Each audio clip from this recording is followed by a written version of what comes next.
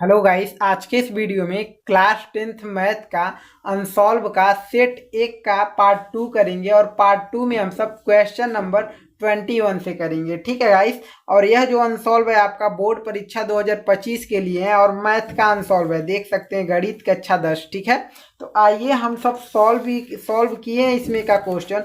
ये आपका सेट 1 है, ठीक है, और ये 2024 का रियल पेपर, ठीक है, रियल पेपर है। और इसका कोड जो है 822 IE है, ठीक है। और इसमें हम सब खंड अ जो है पूरा कर चुके हैं, ठीक है, जिसमें क्या था, 20 बहुविकल्पी प्रश्न थे, ठीक है, 20 आपके 20 यानी 20 बहुविकल्पी प्रश्न थे यहाँ तक, ठीक है। अगर आप लोग उस वीडियो को नहीं देखे हैं तो इस वीडियो के डिस्क्रिप्शन बॉक्स में उसका लिंक दिए हुए हैं, वहाँ से आप जाकर देख सकते हैं, ठीक है। और इसका PDF लेने के लिए भी वहाँ पर व्हाट्सएप चैनल का लिंक दिया होगा, वहाँ से व्हाट्सएप चैनल को फॉलो करके आप PDF भी आपको मिल जाएगा, ठीक है। तो आइए हम सब क्वेश्चन 21 से देखते हैं। यह जो है आपका खंड ब है, दिखाई दे रहा है आप सबको, दिखाई दे रहा है गाइस, खंड ब है जो है आपका। क्वेश्चन 21 से देख सकते हैं क्या क्वेश्चन है, अब यहीं से हम सब सॉल्व करेंगे। क्या कह रहा है क्वेश्चन 21, सभी खंड कीजिए, ठीक है।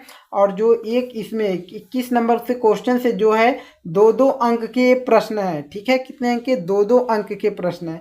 पहला क वाला जो है आपका 21 का क प्रश्न क्या कह रहा है, यदि बिंदु x, 5 तथा 2, -3 के बीच की दूरी 17 मात्रक है तो x का मान ज्ञात कीजिए। बहुत ही आसान क्वेश्चन है और इस क्वेश्चन को हमने लिख भी दिया है ताकि और बेहतर से हम सब सॉल्व करें, समझ में आए, ठीक है। सेट 1 लिखा हुआ है और यह सेट 1 का पार्ट 2 है, ठीक है। ठीक है गाइस, तो आइए सॉल्व करते हैं। देखिए क्वेश्चन क्या कर रहा है, कह रहा है यदि बिंदु x, 5 तथा 2, -3 के बीच की दूरी, यानी इन दोनों बिंदुओं की बीच की दूरी 17 मात्रक दिया हुआ है और x का मान पूछ लिया है, तो इसमें क्या फॉर्मूला लगेगा आपका, दो बिंदुओं की बीच की दूरी का ही फॉर्मूला लगेगा। और यह जो क्वेश्चन कहाँ से उठाया है, निर्देशांक ज्यामिति से यह क्वेश्चन उठाया है, ठीक है। तो चैप्टर वाइज अगर नहीं पढ़े हैं तो इस चैनल के माध्यम से राजीव प्रकाशन जी के बुक से जो है आपका पूरा सॉल्व हो रहा है, आप पढ़ सकते हैं, ठीक है। आइए क्वेश्चन को इसको सॉल्व करते हैं। तो क्या करा, यदि बिंदु x, 5, एक बिंदु आपका यहाँ है और एक बिंदु जो है आपका यहाँ पर है, समझ लीजिए, ठीक है। इस बिंदु का हम a नाम दे देते हैं, इस बिंदु का b नाम, ठीक है। और इस बिंदु को हम a बिंदु ले लेते हैं, यानी x, क्या है, 5 है, ठीक है। और इस बिंदु को हम b बिंदु ले लेते हैं, क्या हमारा 2, -3 है। कोई दिक्कत नहीं है। इन दोनों बिंदुओं के बीच की दूरी क्या दिया, 17, दूरी जो हमारा दिया है वह दिया 17, कोई दिक्कत नहीं है, दिक्कत ना। अब देखिए इसमें क्या लगेगा, सॉल्व करते हैं, हल करते हैं, बहुत ही आसानी से। हमको सिर्फ और सिर्फ x का मान निकालना है, कुछ नहीं करना है। तो दो बिंदुओं के बीच की दूरी का फॉर्मूला लगा दीजिए। तो दो बिंदु क्या है, ए बी, तो हम लगा देते हैं ए बी की दूरी, ए बी की दूरी यानी दो बिंदुओं के बीच की दूरी हो गया, बराबर फॉर्मूला क्या होता है पता है आपको ना, x2 - x1 का whole square plus y2 - y1 का होल स्क्वायर, यही फार्मूला होता है। इसी फार्मूले पे मान रखेंगे। और जो आपका x1 y1 क्या होता है, ये बिंदु a का जो मान होता है x1, ठीक है, और ये y1 होता है, ठीक, सही है। और ये जो बिंदु b का मान होता है x2, y2 होता है, ये वाला, ठीक है, समझ में आया। ये जो होता है x1 होता है, ये y1 होता है, ये x2 होता है, ये y2 होता है, ठीक है। तो आइए अब रखते हैं मान को। तो दो ये बी की दूरी जो हमारा दिया है 17 दिया है, 17 हमारा दिया, बराबर रख दिए, इक्वल टू, अब देखिए इसको अंडर रूट में करते हैं। x2 का मान जो हमारा 2 है तो हमने 2 रखा, माइनस x1 का मान हमारा x है तो हमने x रख दिया, टोटल का होल यानी इसका होल स्क्वायर है, प्लस y2 क्या है हमारा, y2 जो है हमारा -3 है, -3 रखा, y1 क्या है हमारा, y1 5 है, यानी यहाँ पर माइनस है ना, -5 हो जाएगा, टोटल का होल स्क्वायर।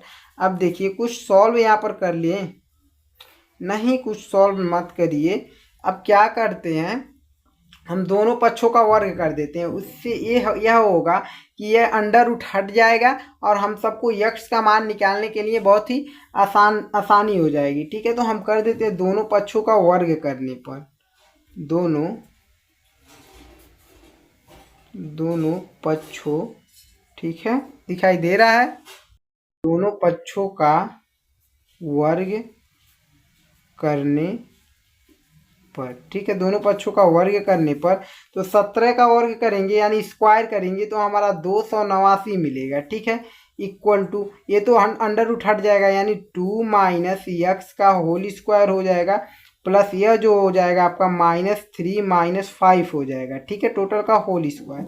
अब इसको तोड़ते हैं, ये आपका 289 ही रहेगा, इक्वल टू इसका स्क्वायर करेंगे यानी a माइनस बी के रूप में है, तो इसका स्क्वायर करेंगे तो क्या हो जाएगा, देखिए 2 का स्क्वायर होगा तो 4 हो जाएगा, ठीक है, फिर प्लस क्या होगा एक्स स्क्वायर यानी a माइनस बी का होल स्क्वायर का फॉर्मूला तो पता है ना, यहाँ पर हम आपको बता दें a माइनस बी के होल स्क्वायर का फॉर्मूला a स्क्वायर, ठीक है, क्या होता है प्लस बी स्क्वायर -2ab होता है, यही फॉर्मूला होता है, इस फॉर्मूले पर रख दीजिए, तो इसको स्क्वायर करेंगे पहले, फिर ये इस b वाले को स्क्वायर किया यानी x वाले की स्क्वायर करेंगे, दिखाई दे रहा है ना, तो x का स्क्वायर कर देते हैं, ठीक है, फिर क्या होता है माइनस में चिन्ह रहेगा -2ab यानी 2 का फिर इस 2 में गुणा होगा 4 और 4 का x में यानी 4x हो गया, ठीक है, प्लस तो प्लस, अब इसका काम खत्म, -3 और -5 -8 हो गया और -8 हो गया और -8 का स्क्वायर करेंगे तो क्या होगा 64 हो जाएगा प्लस में, यानी प्लस में 64 हम लिख देंगे, कोई दिक्कत नहीं है ना। अब देखिए 64 इधर है और जो है सॉरी 4 इधर है और 64 इधर है, 64 और 4 को जोड़ेंगे 68 हो जाएगा, तो 289 इधर है और इन दोनों को जोड़ के 68 हो गया, इन दोनों को यानी इधर भेज देंगे, उसको जोड़ लेते हैं बेहतर रहेगा, ठीक है, यानी एक्स स्क्वायर -4x, इसको जोड़े तो क्या हो गया +68 हो गया, कोई दिक्कत नहीं है ना। अब देखिए इस 68 को इधर भेजते हैं यानी 289 -68 बराबर की इधर आया माइनस में आया, बराबर इधर बचा आपका एक्स स्क्वायर -4x, यहाँ से अब देखते हैं, ठीक है, अब यहाँ से सॉल्व करते हैं, यक्स का ही मान निकालना है, कोई दिक्कत नहीं, 289 में से 68 को हम घटा देते हैं, ठीक है, तो 289 -68, ठीक है, 9 में से 8 गया 1, 8 में से 6 गया 2 और ये क्या 221 बचा, ठीक है, 221 ही बचा ना, यानी यक्स, अब इसको पहले लिख लेते हैं सीधा, यक्स स्क्वायर -4x बराबर आपका कितना बचा 221, ठीक है। अब देखिए यक्स स्क्वायर -4x 221 को इधर लाएंगे तो माइनस में 221 इक्वल टू 0 कर लीजिए, ठीक है, उधर कुछ नहीं बचा। अब देखिए जोड़ने या घटाने पर हमको 4 मिलना चाहिए और गुणा करने पर हमको क्या मिलना चाहिए माइनस में 221 मिलना चाहिए, ऐसी संख्या हमको प्राप्त करनी है। तो हम एक बार इसका जो है क्या कर लेते हैं गुणनखंड करके देखते हैं क्या 221 का गुणनखंड करने पर वैसी कोई संख्या मिल रहा है, देखते हैं किससे कटेगा आपका 3 से कटेगा, 3 7 21, नहीं 11 से कटेगा, 11 दूना 22 नहीं कट रहा है, 7 से कटेगा, 7 त्रिक 21, किससे कटेगा 1 सेकेंड हम देख लें।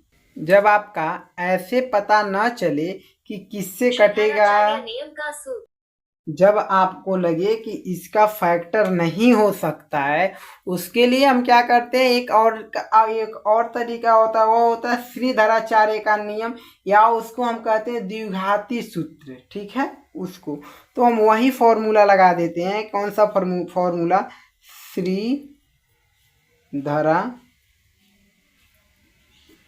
श्रीधराचार्य, ठीक है,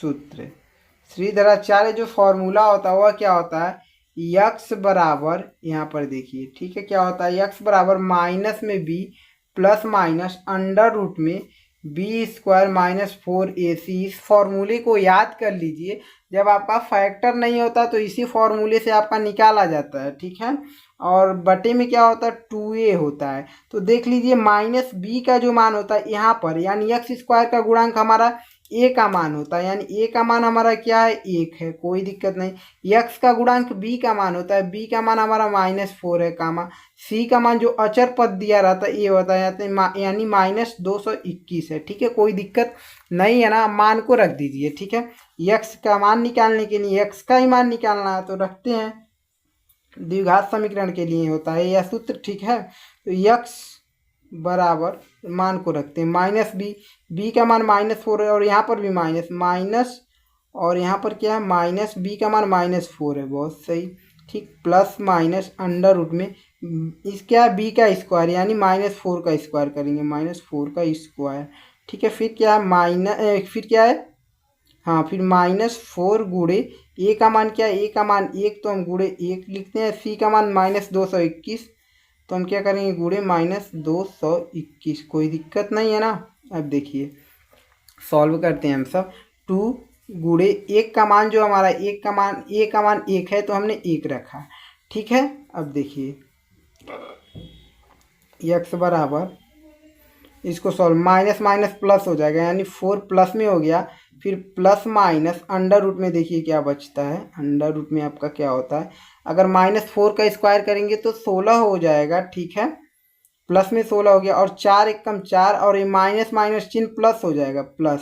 अब इसको जोड़िए, 4 एकम 4 हो गया 4, फिर 4 का गुणा 221 में करेंगे तो क्या हो जाएगा, यहाँ पर करके दिखा देते हैं, 221 में 4 का गुणा, 221 में गुणे 4, तो 4 एकम 4, 4 दूना 8, 4 दूना 8, 884, 884 और 2 का गुणा 1 में 2 हो जाएगा, ठीक है। यहाँ से x बराबर आप देख सकते हैं 4 हो गया, ठीक है, दिखाई दे रहा है, प्लस माइनस अंडर रूट में। अब इसको देखिए 884 और 16 को जोड़ेंगे जब आप सब तो क्या हो जाएगा, 6 4 900 हो जा रहा है, ठीक है, 900 हो जाए, 900/2, ठीक है, कोई दिक्कत नहीं है, दिक्कत ना। अब देखिए x का मान निकालने के लिए एक बार प्लस का चिन्ह लेकर चलेंगे, एक बार माइनस का चिन्ह लेकर चलेंगे, ठीक है, ठीक है गाइस। तो पहले 900 का वर्गमूल हम निकाल लेते हैं उसके बाद, यानी x बराबर क्या है, 4 प्लस माइनस 900 का वर्गमूल क्या होता है 30, यानी 30 गुणे 30 900 होता है ना, तो 900 का वर्गमूल हम निकालेंगे, अंडर रूट में है तो 30 हो जाएगा, ठीक, बटे में क्या हो जाएगा 2। अब एक बार प्लस चिन्ह लेंगे, एक बार माइनस चिन्ह लेंगे, ठीक है, x का मान 2 मिलेगा, इसके 2 शून्य मिलेंगे, द्विघात समीकरण था आपका ना, तो देखिए हम प्लस चिन्ह लेकर चलते हैं, प्लस चिन्ह लेने पर प्लस चिन्ह लेंगे तो देखिए x बराबर आपका क्या हो रहा है, 4 और क्या है 4 प्लस क्या है 30 है, 30 बटे में क्या है 2, ठीक है। तो x बराबर आपका 4 को और 30 को जोड़ेंगे 34 हो जाएगा, 34 बटे में 2, 2 से कट रहा है क्या, हाँ कट जाएगा, 2 1 कम 2, 2 1 कम 2, 2 7 14, 17 मिल गया, यानी x बराबर हमारा 17 मिल गया, ठीक, एक तो ए मिला है, x बराबर 17, एक आंसर ये हो गया, ठीक है, x का मान, और x का मान एक और मिलेगा क्योंकि माइनस भी चिन्ह है, यहाँ पर लेकर चलते हैं, माइनस चिन्ह लेने पर, दिखाई दे रहा है ना गाइस, जब माइनस चिन्ह हम लेते हैं तो हमको क्या मिलता है देख सकते हैं आप, x बराबर क्या है आपका 4 और माइनस ये क्या है माइनस चिन्ह लेंगे तो 4 और -30 है, क्या मिल जाएगा -26 होगा आपका, ठीक है, माइनस में 26 हो जाएगा, और यह जो क्या है आपका बटे में 2 है तो 2 लिख लेते हैं, ठीक है, सॉल्व करके कर रहे हैं, ठीक है, x बराबर हमारा क्या मिल गया, 2 1 कम 2, 2 से 26 13 बार में कट जाएगा, वो भी माइनस मिला, यानी क्या मिल गया हमारा माइनस में क्या मिल गया 13 मिला, समझ में आया, x का मान 2 मिला, एक तो 17 मिला, एक तो माइनस में 13 मिला, ठीक है, आंसर हो गया। 2 नंबर का क्वेश्चन था, बहुत लंबा लग रहा है, ठीक है, बट परेशान नहीं होना है, ज़्यादा लंबा नहीं, अगर समझ जाएंगे तो छोटा ही है, ठीक है। अब आते हैं हम सब क्वेश्चन नंबर किस पर, क्वेश्चन नंबर 21 वाले की ख पर, ठीक है, क्वेश्चन नंबर आपका 21वां का ख, देख सकते हैं क्या है आपका, यदि बिंदु इतना इतना और इतना संरेख है तो a का मान ज्ञात कीजिए, ठीक है, और क्वेश्चन को भी लिख दिए हैं, ठीक है, यानी 1,4 और a का मान -2 है और -3, 16 है, यही है ना, देख लीजिए एक बार फिर से मिलाकर, यही हमारा, और हमसे कह रहा है a का मान ज्ञात कीजिए, और a कहाँ पर है, यहाँ पर है, और कह रहा है तीनों बिंदु जो है संरेख है, संरेख का मतलब है जो एक ही रेखा पर सभी बिंदु है, तो उसके लिए जो फॉर्मूला होता है, तो जो दिया है सबसे पहले उसको हम लिख लेते हैं, क्या दिया हुआ है, हल करते हैं। यानी बिंदु 1,4 एक बिंदु, फिर दूसरा बिंदु 1,a,-2 दूसरा बिंदु कामा, फिर क्या तीसरा बिंदु हमारा क्या -3, 16 है क्या संरेख है यही है संरेख है। तो संरेख के लिए सूत्र जो होता है फॉर्मूला होता है क्या सूत्र, ठीक है।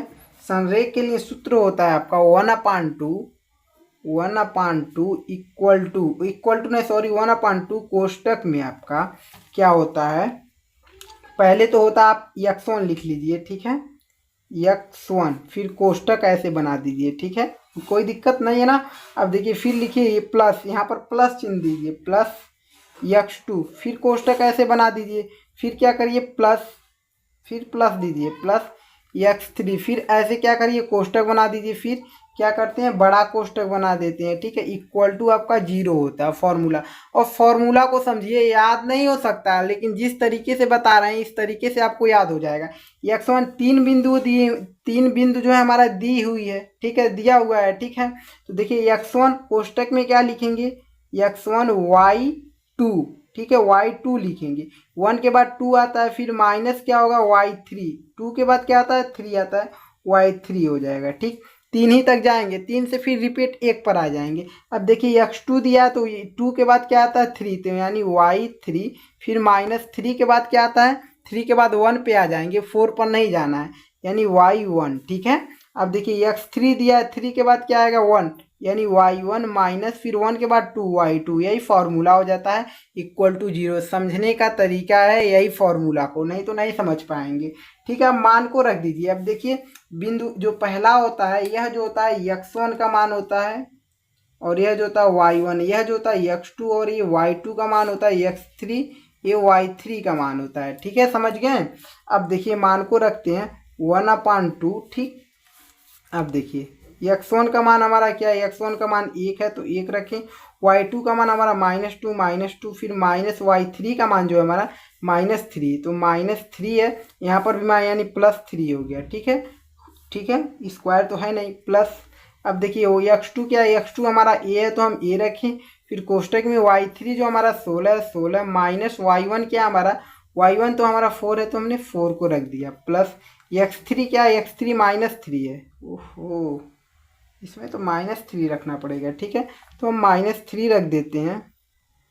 x3 जो है हमारा -3 है तो हमने -3 रख दिए, कोई दिक्कत नहीं। कोष्टक में y1 क्या हमारा, y1 4 है तो 4 रख दिए, माइनस y2 क्या हमारा, y2 हमारा -2 है, यहाँ पर भी माइनस यहाँ पर भी माइनस, ठीक है तो प्लस हो जाएगा, +2 हो जाएगा, ठीक। कोष्टक बंद इक्वल टू 0 करिए। 1/2 को जब उधर भेजेंगे तो 0 हो जाएगा, ठीक है 1/2 को 0 की तरफ भेजेंगे बराबर कि उधर 0 हो जाएगा। तो यहाँ से सॉल्व कर लेते हैं। 1 है यहाँ पर देखिए क्या है 3 है, 3 है यहाँ पर -2, कौन अधिक है, ये आपका प्लस वाला 3 अधिक है, ठीक है। क्या बचेगा आपका 3 में से 2 घटेगा 1 बचेगा, 1 का गुणा अगर 1 में करेंगे तो हमारा 1 ही मिलेगा, कहीं पर गलती हुआ है क्या, 1 सेकेंड, ये y3 था ना गाइस, y3 था और बीच में माइनस था, y3 था आपका, जो हम 3 मान रख दिए हैं यानी यह मान रख दिए हैं। यहाँ पर y3 का मान रखना चाहिए था 16, यहाँ पर माइनस रहेगा, माइनस क्या रहेगा 16 रहेगा, सॉरी, ठीक है। अब देखिए क्या होगा, 1 है यहाँ पर -2 और -16 क्या हो जाएगा -18, और -18 का 1 में गुणा होगा तो -18 ही रहेगा, यानी -18 लिख दिए, ठीक है। प्लस का चिन्ह है तो हम प्लस लिखते हैं, प्लस इसका अंदर में गुणा करिए 16a हो जाएगा, 16a, फिर a का गुणा -4 में तो -4a हो जाएगा, -4a, ठीक है। प्लस का चिन्ह लगा दे, नहीं प्लस का चिन्ह नहीं लगाते हैं क्योंकि देखिए प्लस और माइनस माइनस हो जाएगा आपका, और 4 2 को जोड़ेंगे तो 6 हो जाएगा, और 6 में अगर 3 का गुणा करते हैं तो 18 हो जाएगा। नहीं समझ में आया क्या, देखिए माइनस प्लस माइनस माइनस 3 बचा है यहाँ पर, ठीक है। 4 2 को जोड़ेंगे 6, 6 अगर 6 का गुणा यहाँ पर 3 है, 3 का गुणा 6 में करेंगे 18 हो जाएगा, 18 इक्वल टू 0 है, 0 लिख दिए, कोई दिक्कत नहीं है ना। अब देख लीजिए क्या है आपका, क्या करते हैं, अब यहाँ पर 16 ठीक है। इस ये तो आपका जुट, ये देखिए -18 आपका -18 ही रहेगा, ठीक है, प्लस -18 दोनों तरफ है तो क्या हो जाएगा, -36 कर लेते हैं। पहले इसको सॉल्व करते हैं। 16 और ये 4, -16 में से अगर 4 घटेगा 12 ये बचेगा हमारा, और माइनस माइनस आपका माइनस माइनस 36 हो जाएगा। 36 माइनस -18 -18 -36 हो जाएगा इक्वल टू 0। 36 को उधर भेजेंगे तो यानी 12 ए इक्वल टू 36। अब 12 को भी उधर भेजेंगे यानी ए इक्वल टू 36/12। तो 12 एकम 12, 12 तिया 36, ठीक है। यानी क्या ए इक्वल टू हमारा 3 मिला। ए का ही मान निकालना था, ए का मान 3 मिला। ये आपका आंसर हो गया। बहुत ही आसानी से हमारा सॉल्व हुआ है, ठीक है। समझ में आया कि नहीं गाइस। अब आते हैं अगले क्वेश्चन पे। क्वेश्चन नंबर जो है आपका 21 के ग पर आते हैं, ठीक है गाइस। क्वेश्चन नंबर 21 का ग आप देख सकते हैं, यही है ना। क्या कह रहा है क्वेश्चन, दिखाई दे रहा है गाइस में क्वेश्चन, ठीक है। क्या कह रहा है, सिद्ध कीजिए 1 प्लस साइन थीटा बटे cos theta plus cos theta बटे क्या है 1 plus sine theta equal to sec theta, sorry 2 sec theta, ठीक है। यानी क्या करना है, सिद्ध करना है। ये आपका लेफ्ट हैंड साइड है, राइट हैंड साइड है। तो लेफ्ट हैंड साइड से हम सॉल्व करते जाएंगे। अगर राइट हैंड साइड आ जाएगा तो आपका सही रहेगा, ठीक है, तो आपका सिद्ध हो जाएगा। तो आइए हल करते हैं, सॉल्व करते हैं, ठीक है। तो क्या आपका लेफ्ट हैंड साइड लिखते हैं, ये इधर का आपका बराबर की इधर का लेफ्ट हैंड साइड है तो लिखेंगे left hand side. Left hand side क्या है आपका 1 प्लस साइन थीटा बटे में क्या है कॉस थीटा, यही है। अब देखिए प्लस क्या है आपका कॉस थीटा बटे में क्या है 1 प्लस साइन थीटा। क्या करते हैं, ये भिन्न की जोड़ की तरह है तो इसका एलसीएम निकालेंगे। इसका एलसीएम अगर हम निकालते हैं तो हमारा एलसीएम क्या मिल जाएगा कॉस थीटा, फिर कोष्टक में क्या हो जाएगा आपका 1 प्लस साइन थीटा, ठीक है, कोई दिक्कत। अब देखिए जब इससे हम भाग डालेंगे कॉस थीटा कट जाएगा और 1 प्लस साइन थीटा का गुणा हो जाएगा तो क्या हो जाएगा आपका 1 प्लस साइन थीटा का होल स्क्वायर, यही हो जाएगा ना, यही हो जाएगा, ठीक। प्लस उसके बाद देखिए इससे जब हम भाग डालेंगे इसमें तो 1 प्लस साइन थीटा से 1 प्लस साइन थीटा कट जाएगा और कॉस थीटा से गुणा होगा तो क्या हो जाएगा cos theta cos square theta हो जाएगा, ठीक, कॉस स्क्वायर थीटा, ठीक है, कॉस स्क्वायर थीटा हो जाएगा। तो आप या तो आप तिर्यक भी गुणा कर सकते हैं, फिर नीचे का गुणा कर लेंगे, या तो एलसीएम निकाल कर करिए, बात एक ही है, ठीक है। अब आइए इसके बाद सॉल्व करते हैं हम सब। क्या सॉल्व करना है, देखिए ए प्लस बी के होल स्क्वायर के रूप में है कि नहीं, यानी पहले इसका हम ए स्क्वायर बी स्क्वायर फिर 2ab करेंगे, ठीक है, समझ में आ रहा है ना। तो पहले 1 का स्क्वायर करेंगे, 1 का स्क्वायर हमारा 1 हो जाएगा, ठीक है, प्लस साइन स्क्वायर करेंगे यानी साइन स्क्वायर थीटा करेंगे, ठीक है। अब उसके बाद क्या करेंगे 2ab प्लस 2 का गुणा 1 में 2 हो जाएगा और 2 का गुणा साइन थीटा में तो 2 साइन थीटा हो जाएगा, ठीक है, 2 साइन थीटा हो गया, कोई दिक्कत नहीं। फिर प्लस कॉस स्क्वायर थीटा बटे में क्या हो जाएगा आपका, इसका गुणा कर लेना, नहीं गुणा नहीं करना, ऐसे ही रहने दीजिए, यानी कॉस थीटा कोष्टक में आपका 1 प्लस साइन थीटा, ठीक है। अब देखिए कोई दिक्कत नहीं है, यहाँ तक सॉल्व हो चुका। अब देखिए अब हम इसको सीधा कर लीजिए, यानी 1 को पहले लिखते हैं 1 plus sine theta cos square theta को लिख देते हैं साइन स्क्वायर थीटा फिर प्लस कॉस स्क्वायर थीटा उसके बाद लिख देते हैं +2 साइन थीटा, ठीक है, +2 साइन थीटा, कोई दिक्कत नहीं है, दिक्कत ना बराबर आपको यहाँ पर करना है, ठीक है, बटे कॉस थीटा और क्या है कोष्टक में 1 प्लस साइन थीटा। ये 2 नंबर का क्वेश्चन है, ठीक है, बहुत बड़ा क्वेश्चन नहीं है। और देखिए हम सब जानते हैं फॉर्मूला जो होता है sine square theta plus cos square theta, इसका जो फॉर्मूला होता है क्या होता है हम यहाँ पर बता देते हैं, जगह ही नहीं बचा है तो पेज एक ले लेते हैं, यहीं पर बता देते हैं, समझिएगा।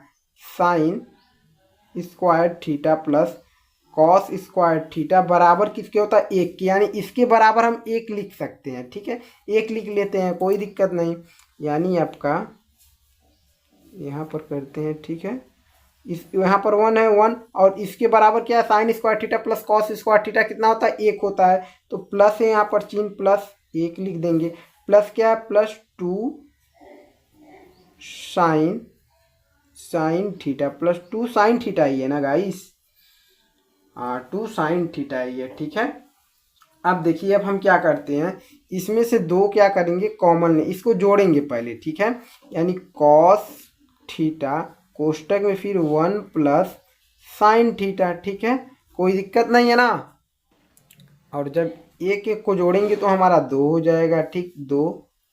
ठीक है, प्लस 2 हो गया, प्लस ये आपका 2 साइन थीटा है 2 साइन थीटा, बटे में आपका क्या है यहाँ पर बराबर करते जाइए, बटे में क्या है आपका कॉस थीटा और क्या कोष्टक में 1 प्लस साइन स्क्वायर थीटा है। ठीक है, कोई दिक्कत नहीं है, बराबर बराबर। इसके बाद सॉल्व करते हैं हम सब, दो को क्या करते हैं कॉमन ले लेते हैं। ठीक है, इसमें भी 2 है इसमें भी 2 है, हमने 2 को क्या किया कॉमन ले लिया। ठीक है, कॉमन ले लिया, बटे में यहाँ पर जब 2 कॉमन लेंगे तो क्या बचेगा 1, यहाँ पर 1 बचेगा 1, फिर प्लस प्लस यहाँ से भी 2 कॉमन लिए तो यहाँ पर क्या बचा 1 बचा हमारा 1। ठीक है, 1 साइन स्क्वायर साइन थीटा। ठीक है, और देखिए 1 यहाँ पर बचेगा और साइन थीटा क्या यहाँ पर है ये है ना, ये यहाँ पर 1 बचेगा और साइन थीटा में गुणा होगा तो साइन थीटा ही होगा हमारा, कोई दिक्कत नहीं। 1 प्लस साइन थीटा लिख सकते हैं। ठीक है, कोष्टक बंद, और क्या नीचे हमारा कॉस थीटा। ठीक है, और क्या आपका कोष्टक में 1 प्लस साइन थीटा। अब देखिए यहाँ पर भी 1 प्लस साइन थीटा, यहाँ पर भी 1 प्लस साइन थीटा, आपका बचा 2 कॉस थीटा, तो यहाँ पर लिख देते हैं हम। ठीक है, बराबर 2 कॉस थीटा। ठीक है, 2 कॉस थीटा, जब 2 बटे कॉस थीटा है तो इसको हम क्या लिख सकते हैं, इसको 2 को हम पहले लिख लेते हैं, 2 को हम पहले लिख लेते हैं गुणे 1 बटे कॉस थीटा लिख सकते हैं, नहीं लिख सकते हैं कि नहीं, 1 बटे कॉस थीटा लिख लिए, 2 गुणे 1 बटे कॉस थीटा इसी को लिख लिए, तो अगर इसका गुणा करेंगे तो वही मिलेगा, कोई दिक्कत नहीं है। ठीक है, अब देखिए 1 अपान कॉस थीटा को हम क्या लिख सकते हैं, यहाँ पर आपका एक पेज ढूंढ लें समझने के लिए। 1 अपान कॉस थीटा को जो है हम 1 अपान जो होता है सेक थीटा का व्युत्क्रम क्या होता है 1 अपान कॉस थीटा होता है, तो इसके बराबर हम सेक थीटा लिख सकते हैं ना, तो सेक थीटा लिख लेते हैं, बराबर आपका 2 गुणे है तो गुणा होगा तो क्या होगा इसके बराबर 2 सेक थीटा होगा ना, तो 2 सेक थीटा लिख लेते हैं। और ये आपका क्या आ गया 2 सेक थीटा आ गया, ये आपका राइट हैंड साइड आ गया। ठीक है, यहाँ पर लिख देते हैं राइट हैंड साइड प्रूव्ड। ठीक है, प्रूव्ड हो गया आपका, यही सिद्ध करना था, ज़्यादा हार्ड क्वेश्चन नहीं था, सिर्फ और सिर्फ इसमें थोड़ा समझना था बेहतर तरीके से। ठीक है, तो समझ गए होंगे आप सब, हमें आशा है। अब आते हैं अगले क्वेश्चन पे, क्वेश्चन नंबर जो है आपका 21 का घर। ठीक है, क्वेश्चन नंबर 21वां का घर। ठीक है, तो घर नंबर क्वेश्चन आप देख सकते हैं क्या है आपका, निम्नलिखित बारंबारता बंटन से माध्यक ज्ञात कीजिए। ठीक है, ये आपका बारंबारता दिया हुआ है। ठीक है, वर्ग अंतराल और बारंबारता दिया हुआ है और कॉपी में हमने लिख भी दिया है। ठीक है, तो आइए देखकर हम सॉल्व करते हैं। ठीक है, तो क्या है आपका निम्न का बारंबारता बंटन, क्या निम्न बारंबारता बंटन से माध्यक ज्ञात कीजिए। ये आपका वर्ग अंतराल और बारंबारता दिया है, तो हमको ज्ञात करने के लिए कह दिया है माध्यक। तो माध्यक ज्ञात करने के लिए सबसे पहले आपको फॉर्मूला पता होना चाहिए। माध्यक ज्ञात सबसे पहले हम क्या करते हैं, संचयी बारंबारता निकाल लेते हैं, उसके बाद माध्यक ज्ञात करते हैं। ठीक है, तो सबसे पहले हमको क्या निकालना पड़ेगा, संचयी बारंबारता। ठीक है, तो हमने संचयी बारंबारता निकाल लेते हैं यहाँ पर। ठीक, तो देखिए संचयी बारंबारता कैसे निकालेंगे, यहाँ ये तो आपका संचयी बारंबारता। ठीक है, संचयी बारंबारता, इसको हम CF कहते हैं, क्या कहते हैं, इसको हम CF से डिनोट करते हैं। ठीक है, ये आपका CF होता है और ये आपका F होता है, समझिएगा। ठीक है, संचयी बारंबारता को CF कहते हैं, बारंबारता को F। ठीक है, तो अब देखिए माध्यक निकालने के लिए फॉर्मूला क्या होता है आपका, तो सब संचयी बारंबारता निकाल लें, पहले तो देखिए इसको हम 6 लिखते हैं, इसी बारंबारता वाली को ही संचयी बारंबारता पहला वाला लिखते हैं, तो 6 लिख दिए। उसके बाद 6 में जब 9 ऐड जोड़ते हैं तो 9 को जब जोड़ेंगे तो 9 और 6 को जोड़ेंगे तो 15, तो 15 हुआ। ठीक है, अब क्या करेंगे, अब 15 में इस 20 को जोड़ रहे हैं, ये आपका संचयी बारंबारता निकलता जा रहा है। 15 में अगर हम 20 को जब जोड़ेंगे तो आपका 35 हो जाएगा, तो हमारा यह 35 हो गया। ठीक, सॉरी 35 हो गया। ठीक है, अब 35 में जब आप 15 को जोड़ेंगे तो 35 और 15 को जोड़ेंगे तो हमारा 50 हो जाएगा, 50। ठीक है, और 50 में अब 9 को जोड़ेंगे तो हमारा 59 हो जाएगा, 59। ठीक है, हमारा संचयी बारंबारता जो निकल चुका है। अब हम निकालेंगे क्या, अब हम निकालेंगे माध्यक। तो माध्यक के लिए फॉर्मूला होता है, उसको जान लेंगे तो बेहतर रहेगा। ठीक है, माध्यक निकालने के लिए फॉर्मूला क्या होता है हम यहाँ पर रख देते हैं, यानी माध्यक बराबर आपका फॉर्मूला जो होता है वो होता है यल प्लस कोष्टक में n/2, फिर क्या होता है -CF। ठीक है, बटे में क्या होता है, बटे में आपका f होता है, फिर कोष्टक बंद, फिर गुणे में क्या होता है h होता है। तो क्या करना पड़ेगा, सबसे पहले l का मान, n/2 का मान, CF का मान और f का मान और h का मान हमें पता होगा, तभी रखेंगे, तभी आपका माध्यक निकल पाएगा। ठीक है, तो मान देखिए कहाँ से मिलता है, आपका मान जो है कहाँ से मिलेगा, यहाँ से आप देख सकते हैं कि जो ये आपका संचयी बारंबारता हम निकाले हैं। ठीक है, तो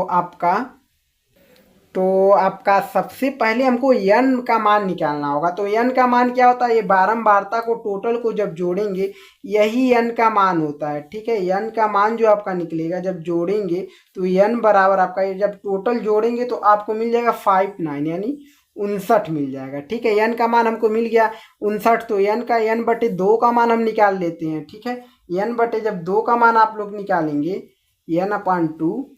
ठीक है, जब n/1 सेकेंड यहाँ पर निकाल दे, क्या यहाँ पर निकाल देते हैं। ठीक है, अब इसके बाद हम n/2 का मान निकाल लेते हैं, n का मान पता चल गया, n/2 का मान निकालेंगे तो बराबर n का मान रखेंगे 59 है, बटे में 2। अब जब 59 में 2 से भाग डालेंगे तो आपका मिल जाएगा कितना, डाल के दिखा दे क्या, तो आपका मिल जाएगा 2 चौके 2 दूना 4 और बचा एक यहाँ देंगे, तो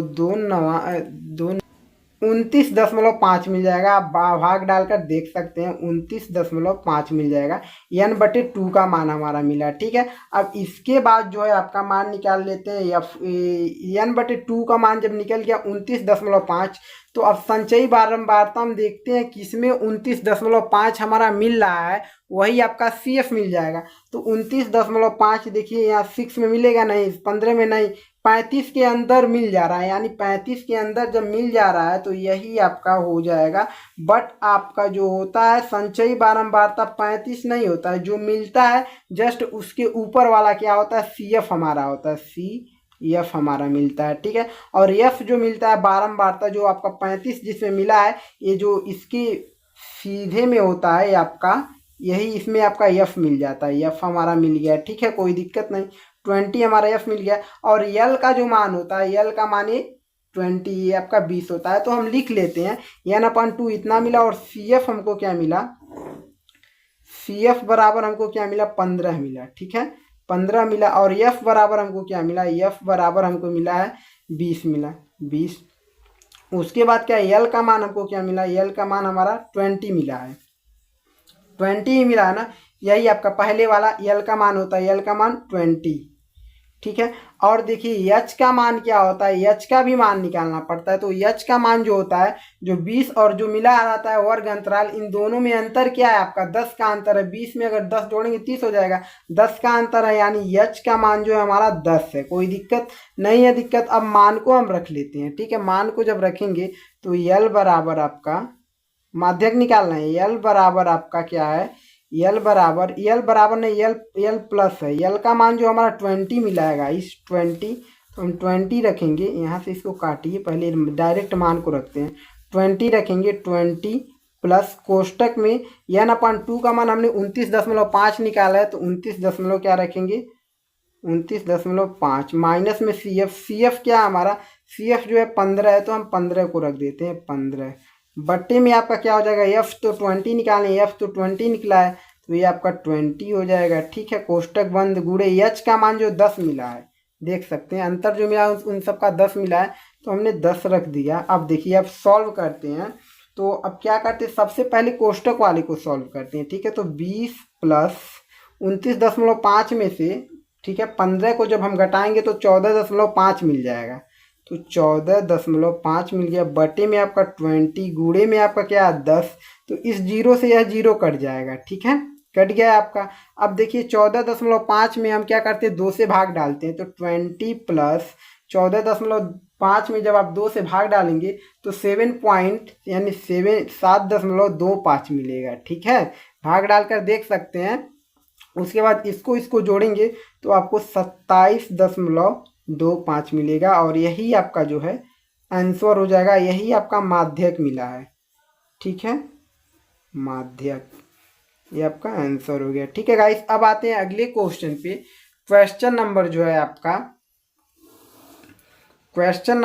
आपका क्या है, ये 21वां का घ था, 21वां के अंग पर आते हैं। ठीक है, क्वेश्चन नंबर आपका 21 का यानी 21वां नंबर क्वेश्चन का अंग ये है। ठीक है, आपका आइए इसको पढ़िए।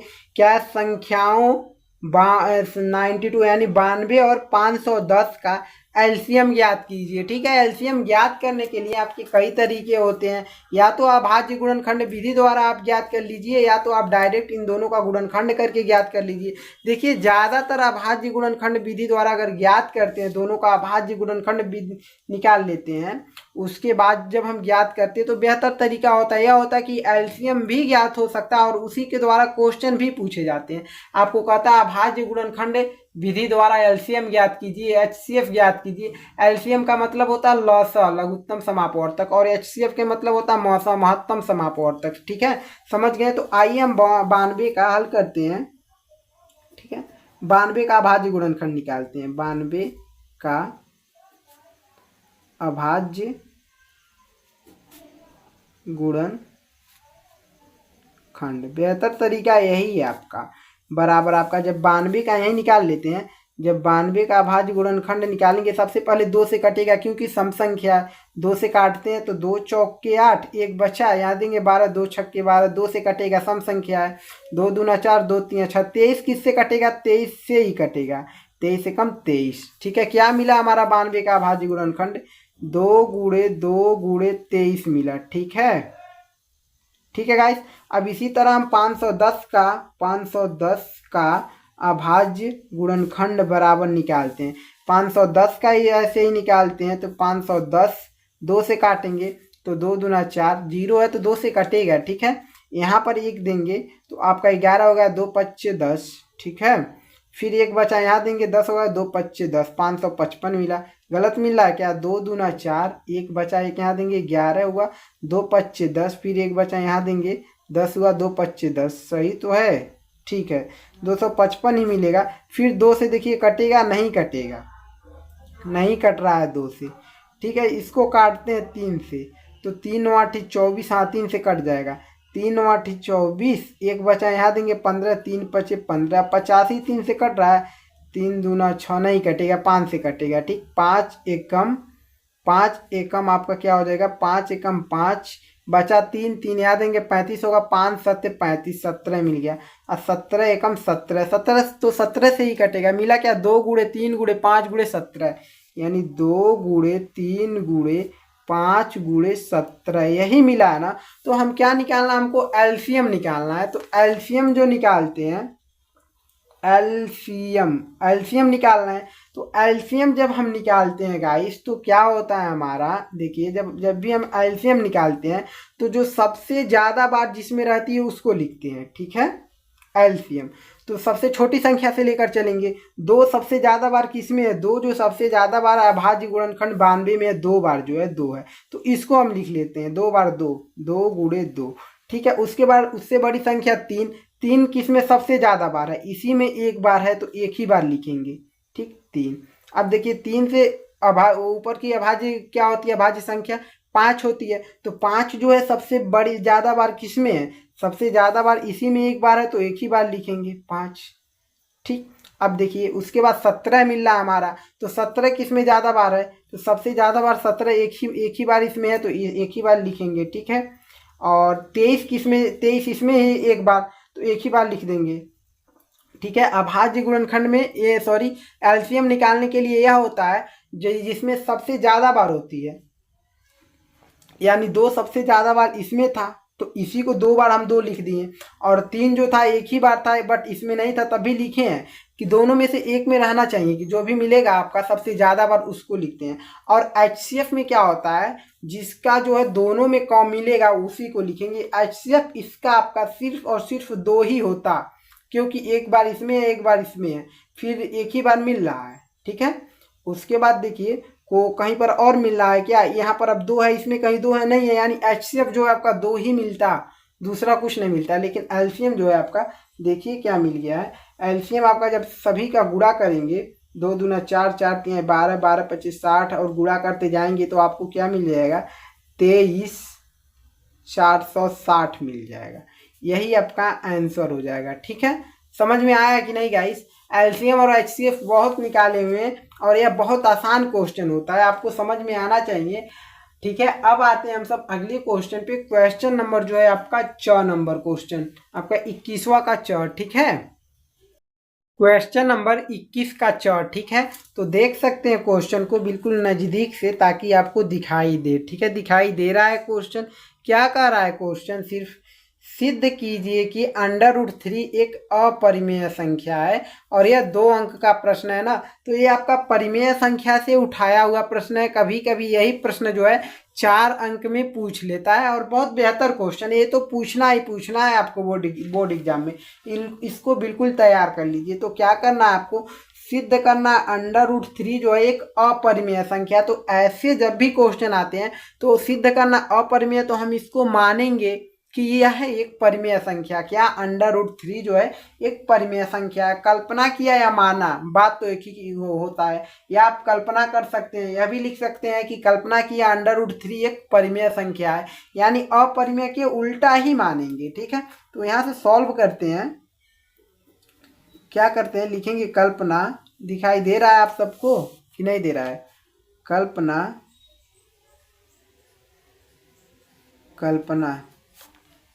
किया कि √3 एक परिमेय संख्या है। इतना हमने लिख लिया कि हमने कल्पना कर लिया कि √3 अपरिमेय संख्या सिद्ध करना, हमने कल्पना कर लिया कि √3 एक परिमेय संख्या है, तो इसलिए √3 जो है बराबर हो जाएगा किसके, P/Q के, क्योंकि P/Q एक परिमेय संख्या होता है, P/Q के बराबर हो जाएगा। और यहाँ पर हम लिख लेंगे जहाँ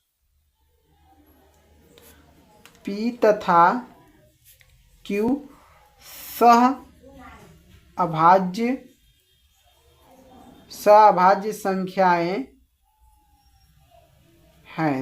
हैं तथा, ठीक है, Q ≠ 0 होता है। इतना भी लिखना अनिवार्य है। ठीक है, क्या हुआ इसका मतलब, जहां P तथा Q सहअभाज्य संख्याएं हैं, इसका मतलब सहअभाज्य संख्या इन दोनों का मौसा एक होता है। ठीक है, और मौसा किसका किसका एक, यानी सहअभाज्य संख्या है, तो यानी इन दोनों, ये जो संख्या है कुछ भी संख्या हो, मगर इसका जो है मौसा जो होता है एक होता है सहअभाज्य संख्याओं का। ठीक है, और तथा क्या है, Q ≠ 0 है, यानी ये Q जो है कभी 0 नहीं हो सकता है, 0 के बराबर नहीं हो सकता है। 0 के बराबर होगा तो परिमेय संख्या हो ही नहीं सकता है।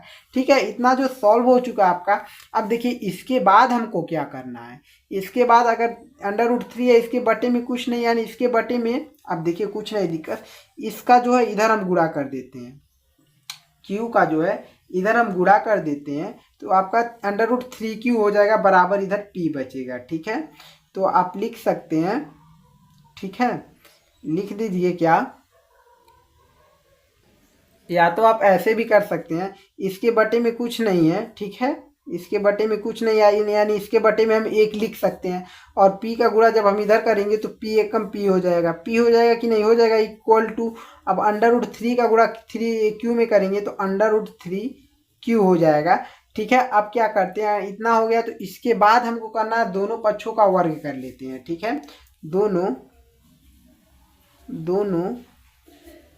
पक्षों, ठीक है, का वर्ग करने पर, दोनों पक्षों का वर्ग करते हैं तो p का अगर वर्ग करेंगे तो p² हो जाएगा, p का वर्ग कर दिए। ठीक है, बराबर उसके बाद किसका, √3q का हम वर्ग कर दिए। ठीक है, दोनों पक्षों का वर्ग कर दिए ना। अब देखिए क्या होगा, a हो जाएगा आपका p² इक्वल टू ए हो जाएगा √3 का वर्ग किए तो स्क्वायर किए मतलब, तो आपका 3 से बाहर आ जाएगा तो हमारा 3 आ गया, और q का किए तो q² हो गया।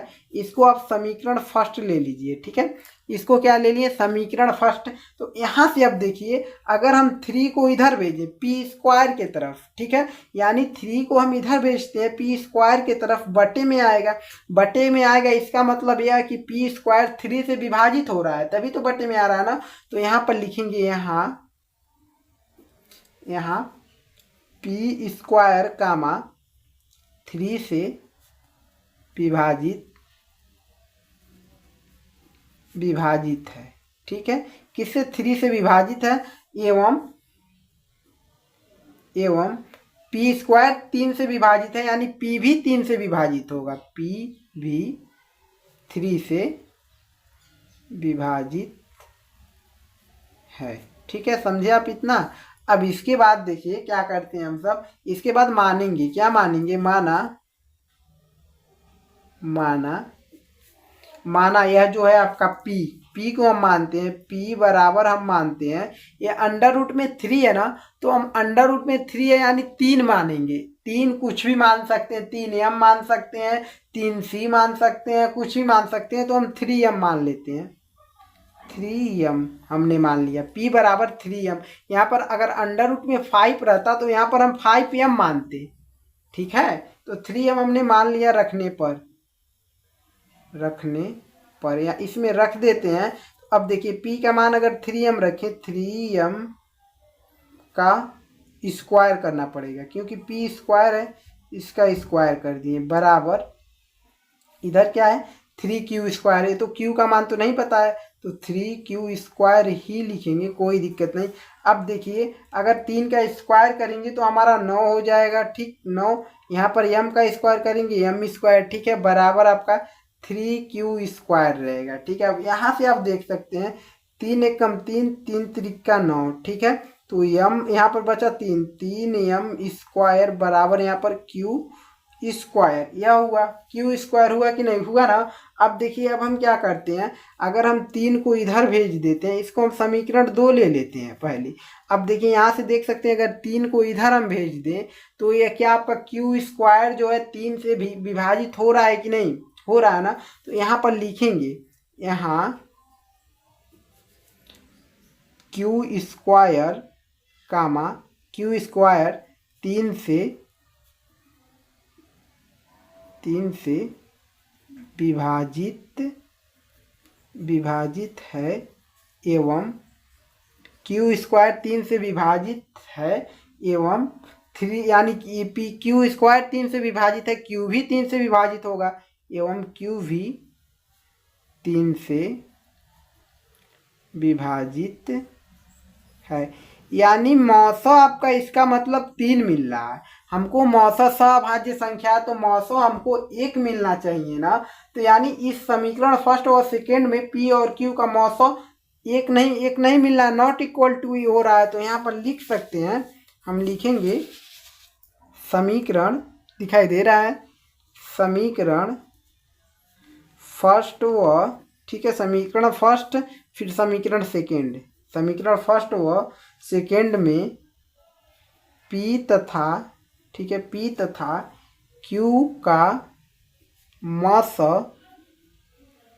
नॉट इक्वल टू, यानी 1 नहीं मिल रहा है, 1 है, नॉट इक्वल टू 1 है। ठीक है, अतः हमने कल्पना किया था कि इन दोनों का मौसा एक है, अभाज्य सहअभाज्य संख्या है, बट हमारी कल्पना जो गलत हो रही है। तो हम लिखेंगे अतः हमारी कल्पना, ये फंसाने वाला क्वेश्चन है, बिल्कुल याद के तरीके से दिमाग में याद कर लीजिए इस क्वेश्चन को, आता है बिल्कुल कंफर्म है।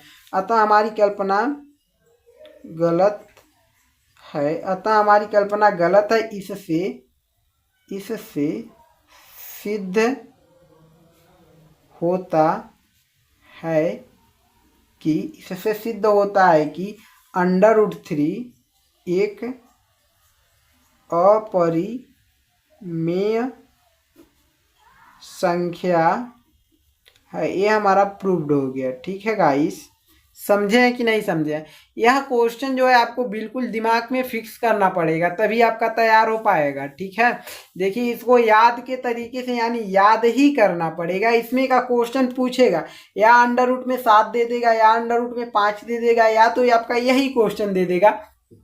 बिल्कुल इसी तरीके से करना है, कुछ अलग नहीं है।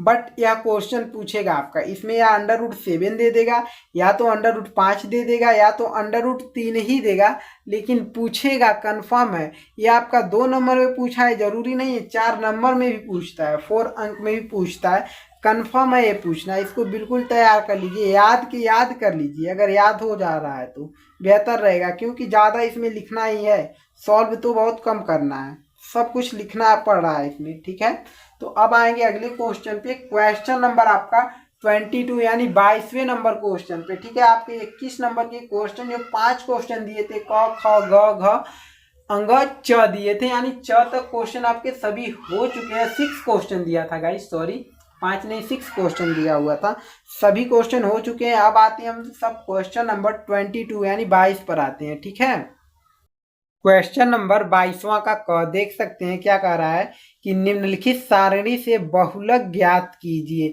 ये आपका सारणी दिया हुआ है, वर्ग अंतराल और बारंबारता, हमको क्या करना है, बहुलक ज्ञात करना है। 22 वाला क्वेश्चन पढ़िए क्या है, किन्हीं 5 खंडों को हल कीजिए, यानी 1 2 3 4 5 6 प्रश्न दिया है, किन्हीं 5 ही प्रश्न को करना है। ठीक है, समझ गए आप सब?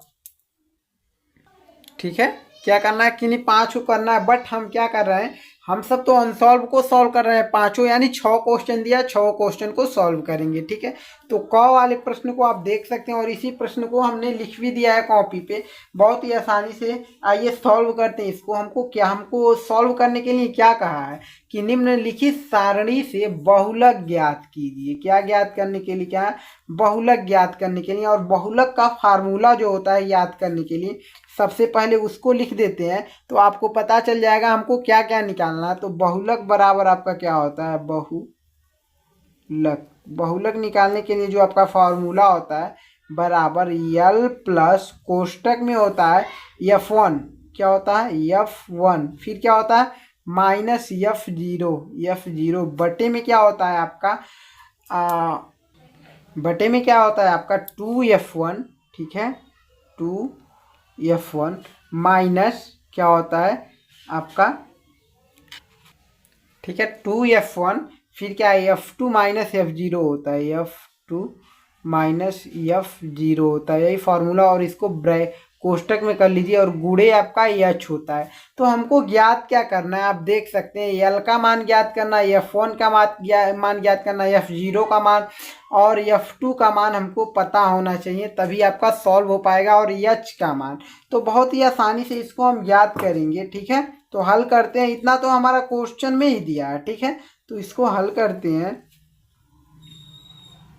ये तो आपका क्या हो गया, ये हमारा बहुलक ज्ञात करने के लिए फॉर्मूला हो गया। ठीक है, तो सबसे पहले देखिए बारंबारता में सबसे बड़ी संख्या हमारी क्या है, तो सबसे बड़ी संख्या हम देख सकते हैं हमारा 23 है। ठीक है, 23 है, यही हमारी सबसे बड़ी संख्या। यह जो हो गई हमारी F1 का मान हो गया, F1 यानी हमारा जो है F1 क्या मिल गया, F1 बराबर हमारा 23 मिल गया। ठीक है, लिख लिए। और जो इसके ऊपर की संख्या होती है, F1 की जो ऊपर की संख्या होती है, ये वाला जो है आपका क्या है, F0 होता है, F0 यानी F0 इक्वल टू क्या मिल गया, 21 मिल गया। ठीक है, और जो नीचे वाला होता है F1 का, ये होता है F2 का मान, ये F2 का मान होता है। ठीक है, F2 का मान क्या है हमारा, F2 इक्वल टू क्या हमारा 14 है, 14। ठीक है, अब देखिए इसके बाद जो हमारा होता है, यानी अब क्या ज्ञात करना है, यल का मान। ठीक है, यल का मान ज्ञात करना है, सबका मान पता चल गया। यल और एच का मान ज्ञात करना है, तो यल हमारा क्या है, यल हमारा जिसमें F1 है उसके वर्ग अंतराल में जाएंगे, ये 30 जो है हमारा यल का मान है। ठीक है, क्या है, 30 जो है हमारा यल का मान है, हम 30 रख देते हैं। ठीक है, और एच हमारा क्या है, एच यानी वर्ग अंतराल का अंतर क्या है, इस वर्ग अंतराल का F1 वाले लाइन में जो वर्ग अंतराल है उसका अंतर क्या है, 30, और 40 का अंतर क्या है, 10, तो हम 10 रख देते हैं। अब मान को आसानी से पुट कर दीजिए, आपका आंसर आ जाएगा। तो बहुलक ज्ञात करते हैं।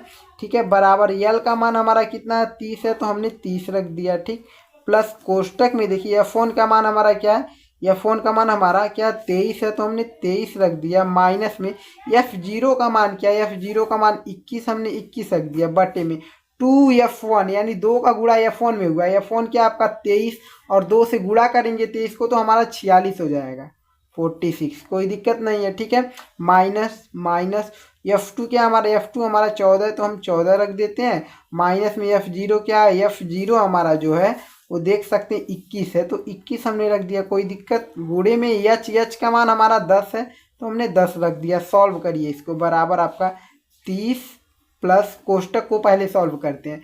अगर 23 में से 21 घटा दें तो हमारा कितना बचेगा, 2 बचेगा, 2 बटे में। अगर देखिए 46 जो प्लस में है, और आपका ये जो माइनस और 14 और माइनस 21 है दोनों, तो हम 46 को लिख लेते हैं, और माइनस माइनस क्या होगा, माइनस चिन्ह लगेगा लेकिन जुट जाएगा, कितना हो जाएगा 14 और 21 आपका 35 हो जाएगा, जोड़ सकते हैं। ठीक है, और क्या कोष्टक बंद करिए, गुणे आपका 10 करिए। ठीक है, कोई दिक्कत नहीं, इस 10 का गुणा अंदर कर दीजिए, यानी इसमें 2 में गुणा होगा। ठीक है, क्योंकि अंश का अंक होता है, 2 में गुणा पहले सॉल्व कर लेते हैं। ठीक है, 30 प्लस आपका ये क्या है हमारा 2 है, बटे में क्या 46 में से अगर 35 घटेगा तो हमारा 11 बचेगा, कितना बचेगा, 11 बचेगा। ठीक है, गुणे क्या हमारा 10 है, 10 का गुणा आप 2 में कर देंगे 20 हो जाएगा, यानी 30 प्लस 20 बटे आपका 11 है, यही है ना।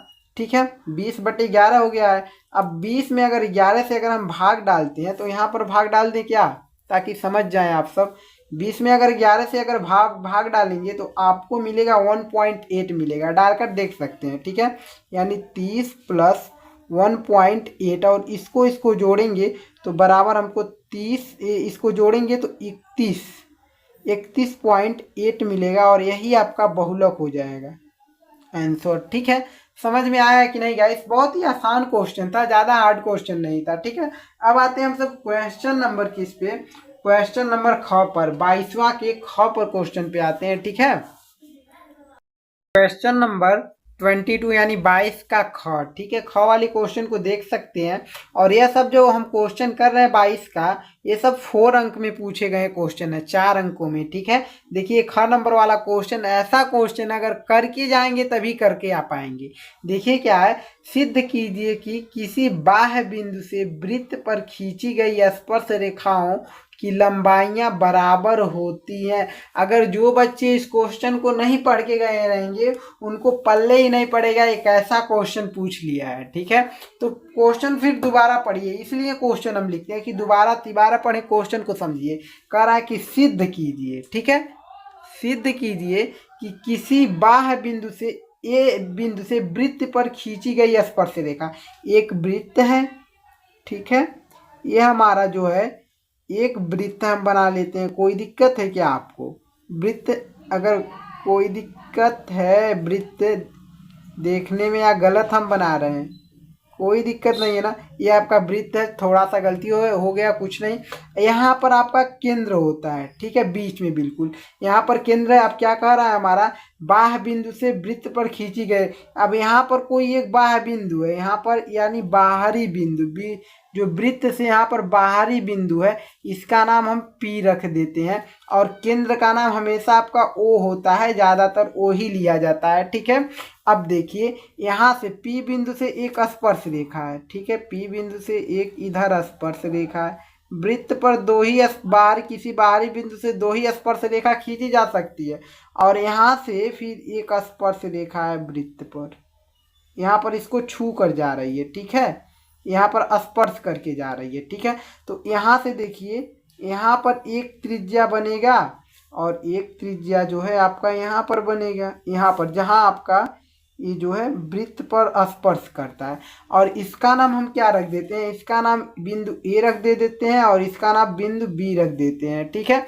और जो बिंदु ए आपका त्रिज्या ए ओ और ओ बी जो होता है आपस में क्या बी ओ कह सकते हैं, ए ओ फिर बी ओ कह सकते हैं, आपस में क्या होता है, त्रिज्या दोनों आपस में बराबर होता है, ठीक है। तो ख वाले क्वेश्चन में यानी हमारा त्रिज्या बराबर दे दिया और हमसे पूछा क्या है कि क्या वृत्त पर खींची गई स्पर्श रेखाओं की लंबाई बराबर है, यानी एक रेखा स्पर्श ए पी खींचा गया और दूसरी ए क्या है, पी बी है, ठीक है। दूसरी स्पर्श रेखा क्या है, पी बी है। यह दोनों आपस में बराबर हैं, यही सिद्ध करना है हमको, ठीक है। तो लिखते हैं हल दिया है, ठीक है, दिया है, क्या दिया है, यानी ए ओ, ठीक है, ए ओ बराबर बी ओ, ठीक है, बराबर बी ओ, और सिद्ध करना है, सिद्ध करना है, क्या सिद्ध करना है हमको कि ए पी बराबर क्या सिद्ध करना, पी बी, ये दोनों स्पर्श रेखाएं बराबर में, यही सिद्ध करना है, बराबर है पी बी, ठीक है। क्वेश्चन समझ में आ रहा है। क्वेश्चन को देखिए, करने में कोई कलाकारी नहीं होती है, ज़्यादा उसको समझने में ही कलाकारी होती है आपकी। अगर जैसे जितना बेहतर से समझेंगे उतने बेहतर से अपने से सॉल्व करेंगे, ठीक है, यही हमको सिद्ध करना है। तो यहाँ से आप देख सकते हैं, चूंकि आपका एक त्रिभुज बन रहा है, यहाँ पर ए ओ पी एक त्रिभुज बन रहा है, और ये जहाँ पर स्पर्श करता है यहाँ पर हमेशा 90 अंश का कोण बनाता है, यानी 90 अंश का कोण बनाता है, ये समकोण त्रिभुज हो गया, ठीक है। समकोण त्रिभुज ए ओ पी जो है ये आपका एक समकोण त्रिभुज हो गया, और जो यहाँ पर 90 अंश का कोण बनाता है, इसके सामने वाली भुजा लंब हो जाएगी और ए वाला कर्ण हो जाएगा, ए वाला आधार हो जाएगा। तो पाइथागोरस प्रमेय से जानते हैं कर्ण स्क्वायर बराबर लंब का स्क्वायर प्लस आधार का स्क्वायर होता है, समझते हैं ना। तो यानी कि आपका चूंकि त्रिभुज ए ओ पी में, ठीक है, ए ओ पी में क्या हो जाएगा, क्या कर्ण स्क्वायर होता, कर्ण क्या हमारा पी ओ पी है, ओ पी है, तो हम ओ पी लिखते हैं, ओ पी का स्क्वायर बराबर क्या हो जाएगा, ओ पी का स्क्वायर बराबर क्या हो जाएगा आपका, और कर्ण ये लंब क्या, लंब हमारा ए पी है, यानी ए पी का स्क्वायर, फिर प्लस क्या हो जाएगा, आधार हमारा क्या, आधार हमारा ए ओ है, तो ए ओ लिखें, हाँ ओ ए लिखें या ए ओ लिखें, बात तो एक ही होता है, ठीक है, यानी ओ ए लिख देते हैं, ठीक है, ओ लिखिए, सही रहेगा, ए ओ का स्क्वायर, ठीक है, कोई दिक्कत नहीं है। अब आते हैं इसी प्रकार किसमें आते हैं, इस त्रिभुज में यानी कौन से, यानी बी ओ पी वाले त्रिभुज में यहाँ पर स्पर्श कर रहा है, ठीक है, यहाँ पर स्पर्श कर रहा है ना, यानी इसके सामने वाली जो भुजा है इस त्रिभुज की, ये आपका क्या हो जाएगा, कर्ण, कर्ण हो जाएगा, तो कर्ण स्क्वायर बराबर लंब क्या होगा, लंब आपका पी बी होगा, ठीक है, क्या हो जाएगा, इसको पी बी कहिए या आप क्या कहिए, बी पी कहिए, बात तो एक ही है, ठीक है। तो उसके आधार क्या हो जाएगा आपका, ओ बी हो जाएगा, ठीक है। तो क्या करेंगे, ओ पी का स्क्वायर, कर्ण आपका ओ पी है, तो त्रिभुज किस में चलना है, त्रिभुज बी ओ पी में क्या है आपका, ओ पी स्क्वायर बराबर क्या है आपका, क्या करेंगे, ए ओ पी स्क्वायर, और क्या आपका लंब है, लंब आपका पी बी है, लंब क्या है आपका पी बी है या बी पी कहिए, कुछ भी कहिए, तो लंब आपका पी बी का स्क्वायर, ठीक है, पी बी का स्क्वायर, आधार क्या आपका ओ बी का स्क्वायर प्लस ओ बी का स्क्वायर हो गया। आप समीकरण, ये आपका समीकरण फर्स्ट हो जाएगा और ये आपका समीकरण सेकेंड हो जाएगा, ठीक है। दोनों समीकरणों को लेकर चलेंगे। ये समीकरण किससे निकला, ये पहले वाले त्रिभुज से समीकरण निकला, ये दूसरे वाले त्रिभुज से समीकरण निकला। तो समीकरण फर्स्ट व सेकेंड से देखिए ओ पी स्क्वायर का मान इतना दिया है यहाँ पर और ओ पी स्क्वायर का मान इतना, यानी इन दोनों को बराबर दिखा देते हैं। ये दोनों बराबर है आपस में, यानी इन दोनों को हम बराबर दिखा देते हैं, यानी ओ ए इसको बराबर हम दिखा देते हैं। यानी कौन सा है आपका, ये आपका क्या है, ए पी स्क्वायर, ठीक है, प्लस ए ओ स्क्वायर बराबर दिखा देते हैं P B square plus O B square दिखा दिए। अब देखिए क्या करते हैं इसके बाद, तो अब क्या करते हैं, यहाँ से हमको पहले से ही पता है ओ ए के बराबर हम बी ओ रख सकते हैं। ठीक है, ओ ए के बराबर हम बी ओ रख सकते हैं, कोई दिक्कत नहीं। ठीक है, तो हम बी ओ या ओ बी, ठीक है, यहाँ पर हम कुछ गलती किए, इसको बी ओ लिख देना चाहिए था, हमको दिक्कत नहीं ज़्यादा होता। ठीक है, तो इसको हम क्या करते हैं, बी ओ लिख दें, क्या लिख दें, कोई दिक्कत नहीं। तो ओ बी लिखिए या बी ओ लिखिए, बात तो एक ही होता है। ठीक है, यानी ए ओ की जगह हम ओ बी लिख सकते हैं, बी ओ के कहें या ओ बी कहें, बात तो एक ही होता है ना। तो ए यहाँ पर हम लिख देते हैं ए ओ बराबर क्या है, ओ बी है ना, ए बी ओ है ना, तो ओ बी हम लिख देते हैं, ओ बी रखने पर दिक्कत नहीं है कुछ। यहाँ पर आप ओ बी लिखिए या बी ओ लिखिए, बात तो एक ही है हमारा। यानी यहाँ पर देख सकते हैं बी ओ है तो हम क्या किए, ओ को पहले लिख दिए, बी को बाद में, यानी ओ बी रखने पर, क्योंकि यहाँ पर ओ बी कर दिए हैं तो यहाँ पर लिखना पड़ेगा, क्योंकि ये कटेगा आपका। ठीक है, यानी अब रखेंगे तो ए पी स्क्वायर, ठीक है, प्लस ओ ए है तो ओ ए की जगह ओ बी रख देते हैं, ओ बी का स्क्वायर बराबर आपका क्या हो जाएगा, ए पी बी का स्क्वायर, ठीक है, पी बी का स्क्वायर प्लस क्या हो जाएगा, ओ बी का स्क्वायर। ए बराबर के इधर बराबर के उधर, दोनों बराबर है यानी आपस में कट जाएंगे। ठीक है, यानी A P square P B हो गया। ठीक है, तो ए पी स्क्वायर बराबर पी बी का स्क्वायर, ए स्क्वायर से स्क्वायर कट जाएगा, यानी ए पी बराबर पी बी हमारा मिल गया, और यही क्या हो जाएगा, प्रूव्ड हो गया आपका, देख सकते हैं। ठीक है, और यही आपका प्रूव्ड करना था, ये आपका प्रूव्ड हो गया। ठीक है गाइस, बहुत ही आसान सा क्वेश्चन था, लेकिन इसमें समझने का ज़्यादा काम था। ठीक है, अगर समझ नहीं पाएंगे तो हम कर नहीं पाएंगे, इसलिए इतना स्लो कराएं। बट इसमें एक दिक्कत हमने कर दिया, क्या दिक्कत कर दिया, ये जितना होगा सब कोष्टक में करते हैं। ठीक है, क्या करते हैं, कोष्टक में करते हैं। अगर कोष्टक में ना करें तो ये गलत होता है, यानी सिद्ध करना गलत होता है। ठीक है, ये सभी कोष्टक में कर लीजिए। ठीक है, नहीं तो आपको गलत माना जाएगा।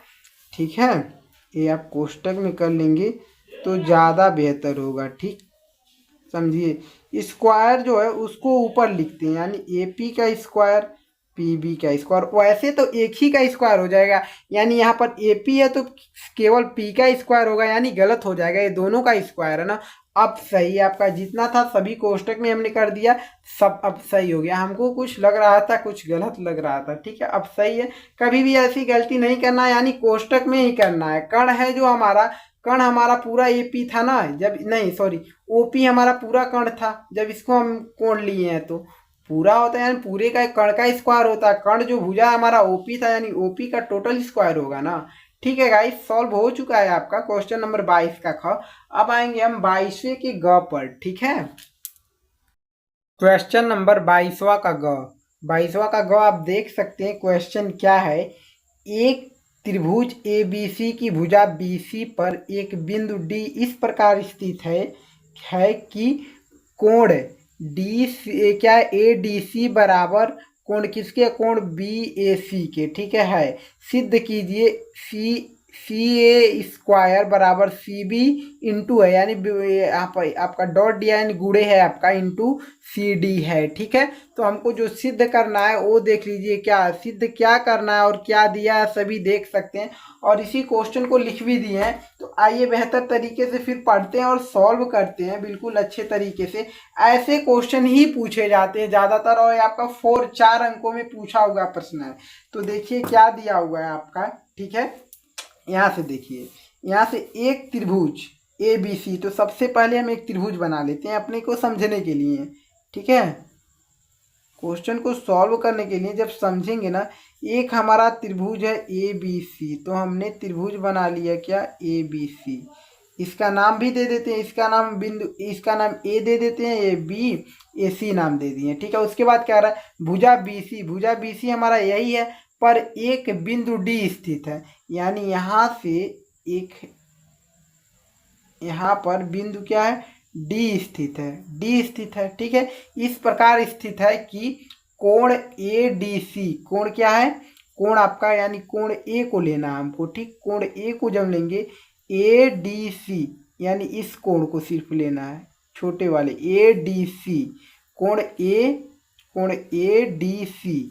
ठीक है, यानी यह कोण कह रहा है, बीच में क्या है आपका डी है, यानी इस कोण के बात कह रहा है, इस कोण जो है आपका डी वाला कोण, ए डी सी बराबर है, त्रिभुज है आपका ए डी सी, एक त्रिभुज है, ए डी सी आपका एक त्रिभुज है, समझ गए।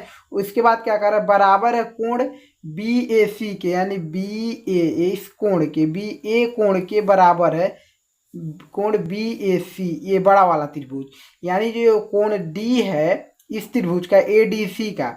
ठीक है, ए डी सी का त्रिभुज कोण डी जो है वो त्रिभुज बी ए सी के कोण ए के बराबर है, इतना दिया। सिद्ध करना हमको सी ए स्क्वायर बराबर C B into C D, यही सिद्ध करना है। समझ गए आप सब कि नहीं समझे हैं? ठीक है, तो अगर नहीं समझे हैं तो कोई दिक्कत नहीं, अभी समझ जाएंगे, सॉल्व करते हैं। ठीक है, तो क्या लिखेंगे, सबसे पहले जो हमारा दिया है हमारा, इसका मतलब है दिया है जो आपका क्या दिया है, कोण ए डी सी बराबर है किसके, कोण बी ए सी के, समझिएगा गाइस। ठीक है, और सिद्ध करना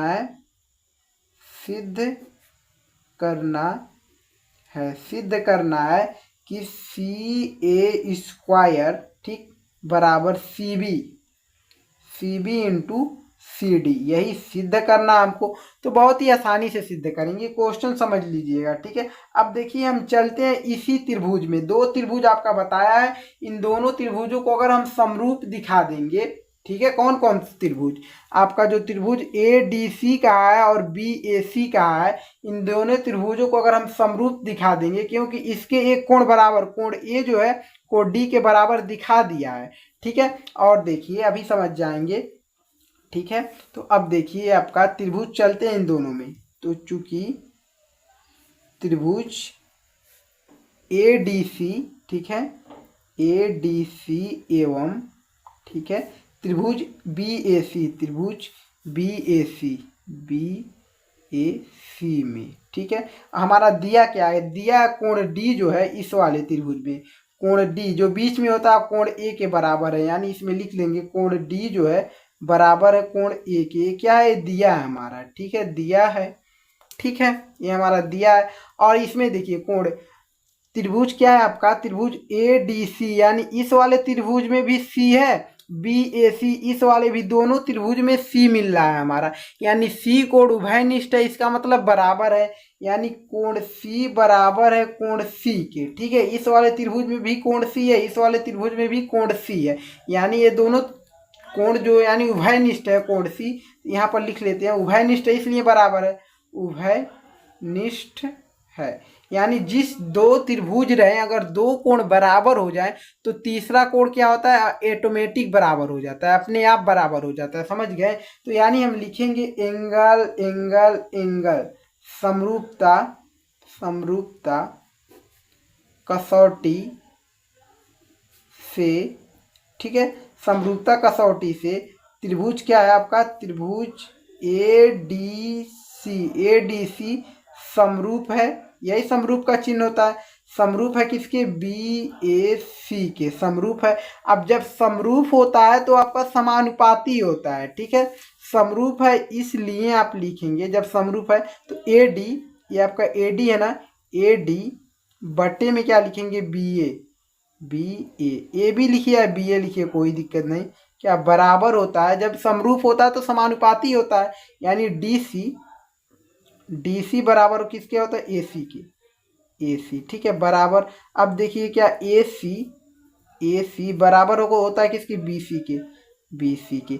अब देखिए अब हम यही दोनों अगर बराबर कर दे तो ये जो हमको सिद्ध करना मिल जाएगा, यानी डी सी बराबर ए सी बराबर आपका ए सी बटे में BC।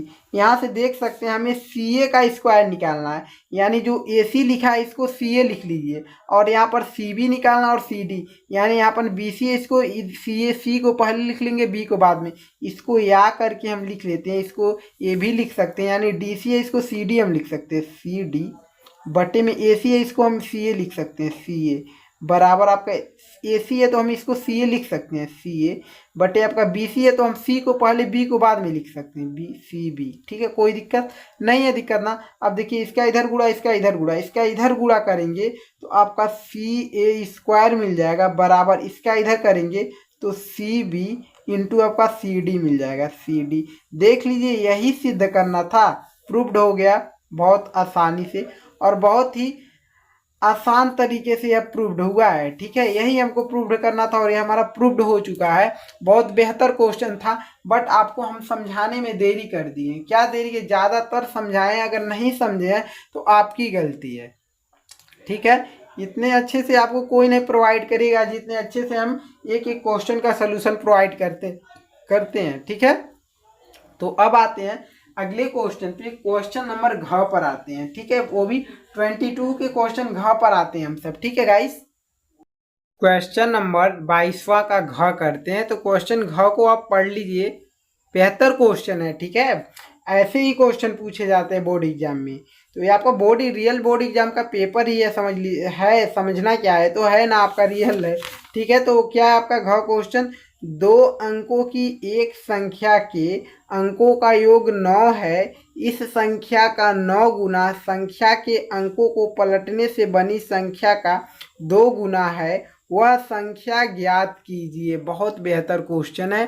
ठीक है, अगर ऐसे क्वेश्चन पूछे जाएं, अगर नहीं करके आएंगे बोर्ड एग्जाम में, तो आपकी बिल्कुल 100% गलती है, क्योंकि इससे आसान क्वेश्चन नहीं पूछे जाएंगे। ठीक है, देखिए कितना अच्छा क्वेश्चन है, इसको समझिए। क्वेश्चन को, क्वेश्चन क्या कह रहा है कि 2 अंकों की एक संख्या, 2 अंकों की एक संख्या का मतलब जैसे आपका 2 अंकों की एक संख्या 46 हो गया, ये आपका 2 अंकों की यानी 4 है और 6 है। ठीक है, 46 है ना, ये 2 अंकों की एक संख्या क्या हो गई, 46 हो गई हमारी। समझिए, 2 अंकों की एक संख्या के अंकों का योग 9 है। अगर इनका योग कह रहा है, इनका योग अगर हम देखें 4 और 6 का, तो हमारा 11 मिल रहा है योग, बट जो अंकों की संख्या यह कह रहा है उस अंकों की संख्या का योग 9 है। ठीक है, और उसके बाद कह रहा है इस संख्या के 9 गुना, जो संख्या आपको मिलेगा उस संख्या के 9 गुना संख्या के अंकों को पलटने से बनी संख्या के 2 गुना, ये दोनों आपके बराबर होंगे, वह संख्या ज्ञात कीजिए। बहुत ही आसानी से सॉल्व करते हैं। आइए, तो सबसे पहले ये दो जो संख्या होता है, ये होता है पहली संख्या दहाई का अंक, दहाई का अंक, और ये जो होता है इकाई का अंक, इकाई का अंक। तो दहाई का और इकाई का अंक हम मानकर चलेंगे ऐसे क्वेश्चन में। तो हल लिखते हैं, सॉल्व। ठीक है, सॉल्व करते हैं। तो सबसे पहले मानेंगे, ठीक है, क्या मानेंगे,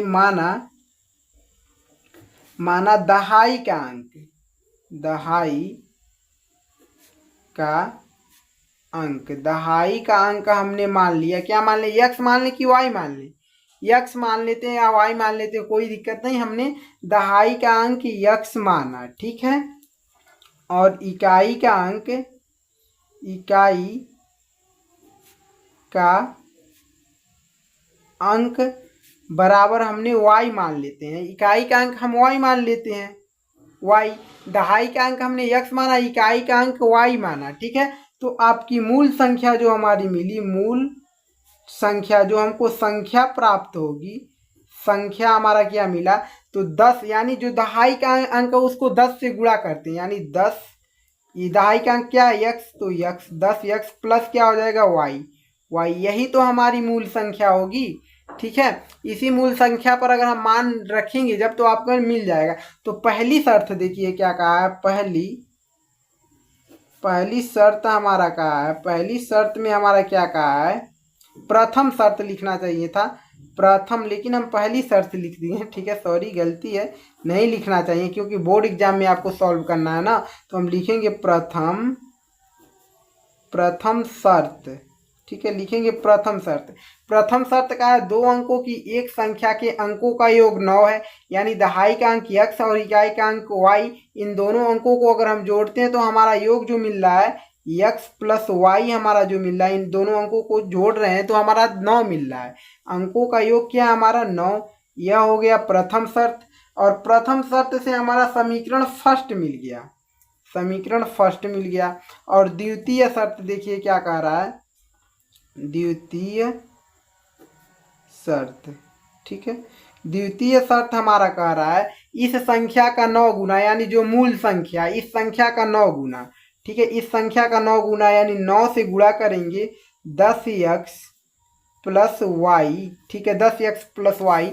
9 गुना संख्या के अंकों को पलटने से बनी संख्या। अब बराबर करते हैं, संख्या के अंकों को पलट दीजिए, जो दहाई है उसको इकाई का अंक कर दीजिए, जो इकाई है उसको दहाई का अंक कर देंगे। तो बराबर हम 10x है तो 10y कर देंगे, 10y प्लस क्या कर देंगे, प्लस x कर देंगे, दहाई के अंक को इकाई का अंक। संख्या को क्या कर रहा है, संख्या के अंकों को पलटने से बनी संख्या का 2 गुना, यानी इसका 2 से गुणा कर देंगे, 2 गुना हो जाएगा बराबर, ठीक है। दिक्कत है कोई? नहीं है दिक्कत ना। अब इसको देखिए सॉल्व करते हैं, ठीक है। तो सॉल्व करेंगे, तो इसको सॉल्व करते हैं, ठीक है, इसको सॉल्व करते हैं गाइस। अगर 9 का गुणा 10 में करेंगे तो 9 दाहम 90 होता है, 90x हो जाएगा। फिर 9 का गुणा y में करेंगे तो प्लस 9y हो जाएगा, इक्वल टू, अब देखिए 2 का गुणा 10 में 10 दूना 20y हो गया हमारा। फिर 2 का गुणा x में प्लस 2x हो गया। अब देखिए x वाले को एक साथ करिए और y वाले को एक साथ करिए, तो 2x को इधर लाएंगे हम, तो इधर 90x है, 90 बनाइए ना, 90x है, तो इधर 2x आएगा, तो माइनस में 2x होगा, -2x बराबर इधर क्या 9y होगा ना, 9 क्यों लिखे हैं, बस सिर्फ 9y हो गया। इधर क्या है 20y है, 20y। अब 9y उधर जाएगा तो आपका माइनस में 9y हो जाएगा, ठीक है। अब यहाँ से सॉल्व करते हैं ताकि और बेहतर हम सबको जगह मिल सके, बेहतर से सॉल्व हो चुके। तो हमारा क्या है 90x में से 2x घटाते हैं तो हमारा 88x बचता है ना, तो 88x इक्वल टू इधर क्या है 20y है, 20y में से 9y जब घटाएंगे तो हमारा 11y बचेगा, 11y। अब देखिए क्या बच रहा है, 11 एकम 11, ठीक है, एक बचेगा, और 11 अट्ठे 88, इधर बचा 8x, इधर बचा 1y, तो हम 1 का गुणा y में करेंगे y मिलेगा। अब y का जो मान मिला है हमारा, y का मान 8x मिला है, तो इसको हम समीकरण 2 ले लेते हैं। कोई दिक्कत है? नहीं है ना। अब देखिए इसी y के मान को क्या करते हैं, समीकरण फर्स्ट में रख देते हैं इसमें, ठीक है। तो यहाँ से समीकरण लिखते हैं, समीकरण 2 के y का मान, ठीक है, y का मान क्या है 8x है, y का मान समीकरण फर्स्ट में रखने पर, समीकरण फर्स्ट में रख देते हैं गाइस। तो समीकरण फर्स्ट क्या है, x प्लस y है, y की जगह क्या हम रखेंगे 8x हमने रख दिया, इक्वल टू 9 है तो हमने 9 लिख दिया, ठीक है। अब देखिए 8x और x क्या हो जाएगा 9x इक्वल टू 9, 9 को उधर भेजेंगे तो x बराबर 9/9 हो जाएगा, यानी 9 एकम 9, यानी x इक्वल टू 1 मिल गया। x का मान हमारा 1 मिल गया, ठीक है। जो हमारा दहाई का अंक है हमारा 1 मिल गया। अब हम यहाँ से इकाई का अंक पता कैसे करेंगे, इसी x का मान समीकरण 2 में रख देंगे, यानी x का मान समीकरण 2 में रखने पर, ठीक है, रखने पर लिख दीजिएगा आप सब, ठीक है। रखने पर x का मान समीकरण 2 में रखेंगे तो 8 गुणे आपका x का मान क्या है 1, तो हम 1 रखते हैं, इक्वल टू y है, इसको सीधा लिख लीजिए, y को पहले, y इक्वल टू 8 का गुणा 1 में होगा 8, यानी y का मान जो हमारा मिला 8 मिल गया, ठीक है। x का मान 1 और y का मान 8। अब मूल संख्या, हमको जो संख्या ज्ञात करना है तो यहाँ से हम लिखते हैं, अतः मूल संख्या, जो हमको संख्या ज्ञात करना था वह संख्या ज्ञात कीजिए कह रहा था, वह संख्या हमारा क्या मिला था 10x प्लस वाई ना, तो हम 10x प्लस वाई लिखते हैं, 10x यहाँ पर लिख देना चाहिए था, मूल संख्या बराबर 10x प्लस वाई था, ठीक है। तो 10 गुणे x का मान हमारा 1 हमने रखा प्लस 8, तो 10 का गुणा 1 में करेंगे 10 एकम 10 प्लस 8, 10 और 8 को जोड़ेंगे 18, अतः जो हमारा मूल संख्या मिला क्या मिला 18 मिला, यही आंसर हो जाएगा। ठीक है, समझ में आया गाइस? थोड़ा लंबा हुआ है बट बेहतर तरीके से हम समझेंगे किसी क्वेश्चन को। यानी अतः हुआ संख्या जो होगा जिसकी दहाई का अंक 1 होगी और इकाई का अंक 8 होगा, तो अब देखिए इन संख्या का योग जो होगा 9 होगा, जोड़ सकते हैं। यहाँ पर 1 रखेंगे, यहाँ पर 8 रखेंगे, इन दोनों को जोड़ेंगे तो 9 ही होगा।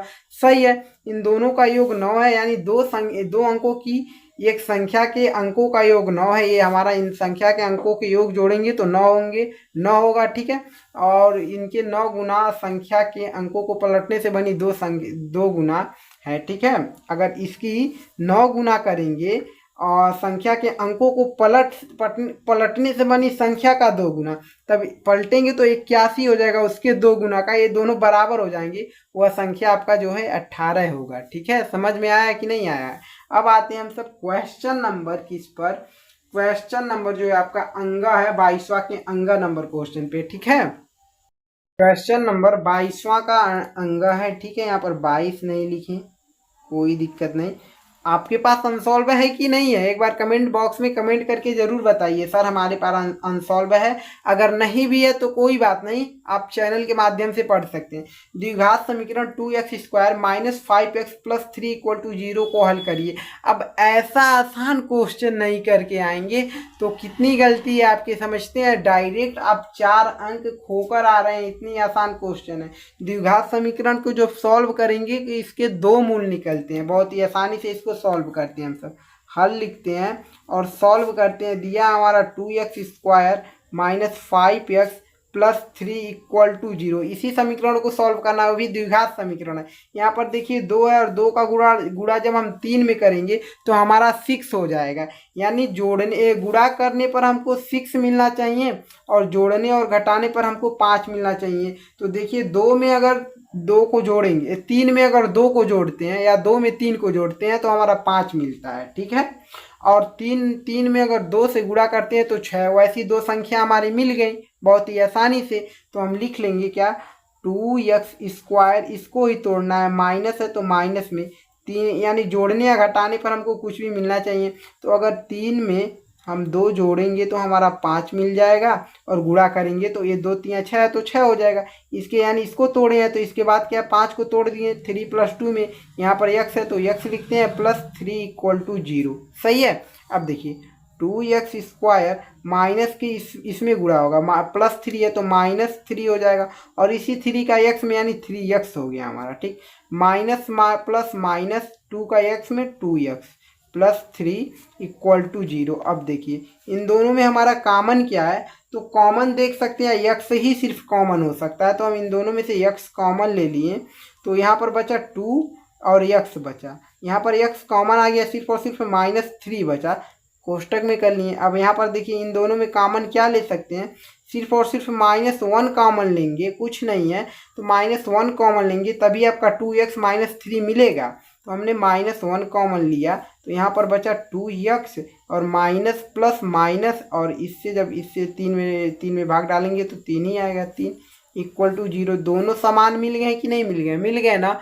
अब देखिए एक को लिख लीजिए तो 2x -3, किसी एक को हमने लिख लिया, उसके बाद इसको और इसको एक साथ x -1, ठीक है, इक्वल टू 0। अब एक बार इसको 0 के बराबर, एक बार इसको 0 के बराबर करेंगे, यानी 2x -3 इक्वल टू 0 और 2x इक्वल टू 3 उधर जाएगा, प्लस में 3 हो जाएगा। ठीक है, अब देखिए 2 को उधर भेजिए, x इक्वल टू 3/2 हो जाएगा। बहुत ही आसानी से एक मूल मिल गया x का मान। अब इसका x -1 इक्वल टू 0 करेंगे, 0 के बराबर, तो x बराबर 1 उधर जाएगा तो प्लस में 1 हो गया। ठीक है, तो आपका क्या मिल गया, एक x का मान 1 मिला और एक x का मान जो मिला है तो हमारा 3/2 मिला है। अतः लिख सकते हैं, अतः x इक्वल टू 3/2 कामा, ठीक है, 1 हो जाएगा, और यही हमारा क्या हो जाएगा, आंसर हो जाएगा। ठीक है, जो द्विघात समीकरण होते हैं उसके 2 मूल मिलते हैं। ठीक है, अब आएंगे हम सब अगले क्वेश्चन पे। क्वेश्चन नंबर है जो आपका 22वां का च, ठीक है, लास्ट क्वेश्चन है 22 का। उसके बाद जो होगा आपका 23वां का क्वेश्चन आ जाएगा। ठीक है, क्वेश्चन नंबर 22वां का च देखते हैं, और 22 का यह लास्ट क्वेश्चन है जो है आपका 4 अंकों में पूछा गया है, यानी 4 नंबर का क्वेश्चन है। ठीक है, देखिए क्या दिया हुआ है। यदि एक बगीचे की परिमाप 120 मीटर और क्षेत्रफल 800 मीटर स्क्वायर है तो उसकी लंबाई और चौड़ाई ज्ञात कीजिए। दिया है कि लंबाई चौड़ाई से 2 गुनी है, यानी जो लंबाई है वह चौड़ाई की 2 गुनी है। यानी अगर चौड़ाई आपकी 10 मीटर होगी तो उसकी लंबाई 20 मीटर होगी, अगर चौड़ाई आपकी 20 मीटर होगी तो उसकी लंबाई 40 मीटर होगी। यानी लंबाई जो है उसकी उसकी क्या है, चौड़ाई की 2 गुनी है। ये आपका दिया हुआ है, यहाँ पर देख सकते हैं। ठीक है, तो बहुत ही आसान हो गया इसको सॉल्व करने के लिए, क्योंकि इतना हमारा हिंट दे दिया है।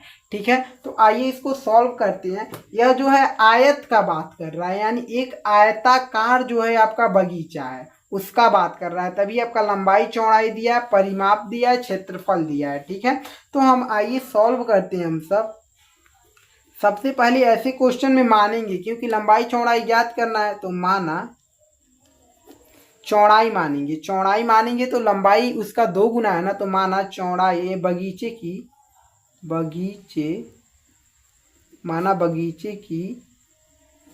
चौड़ाई दिखाई दे रहा है गाइस। चौड़ाई हमने माना बगीचे की चौड़ाई x मीटर। ठीक, तो लंबाई क्या हो जाएगी, यानी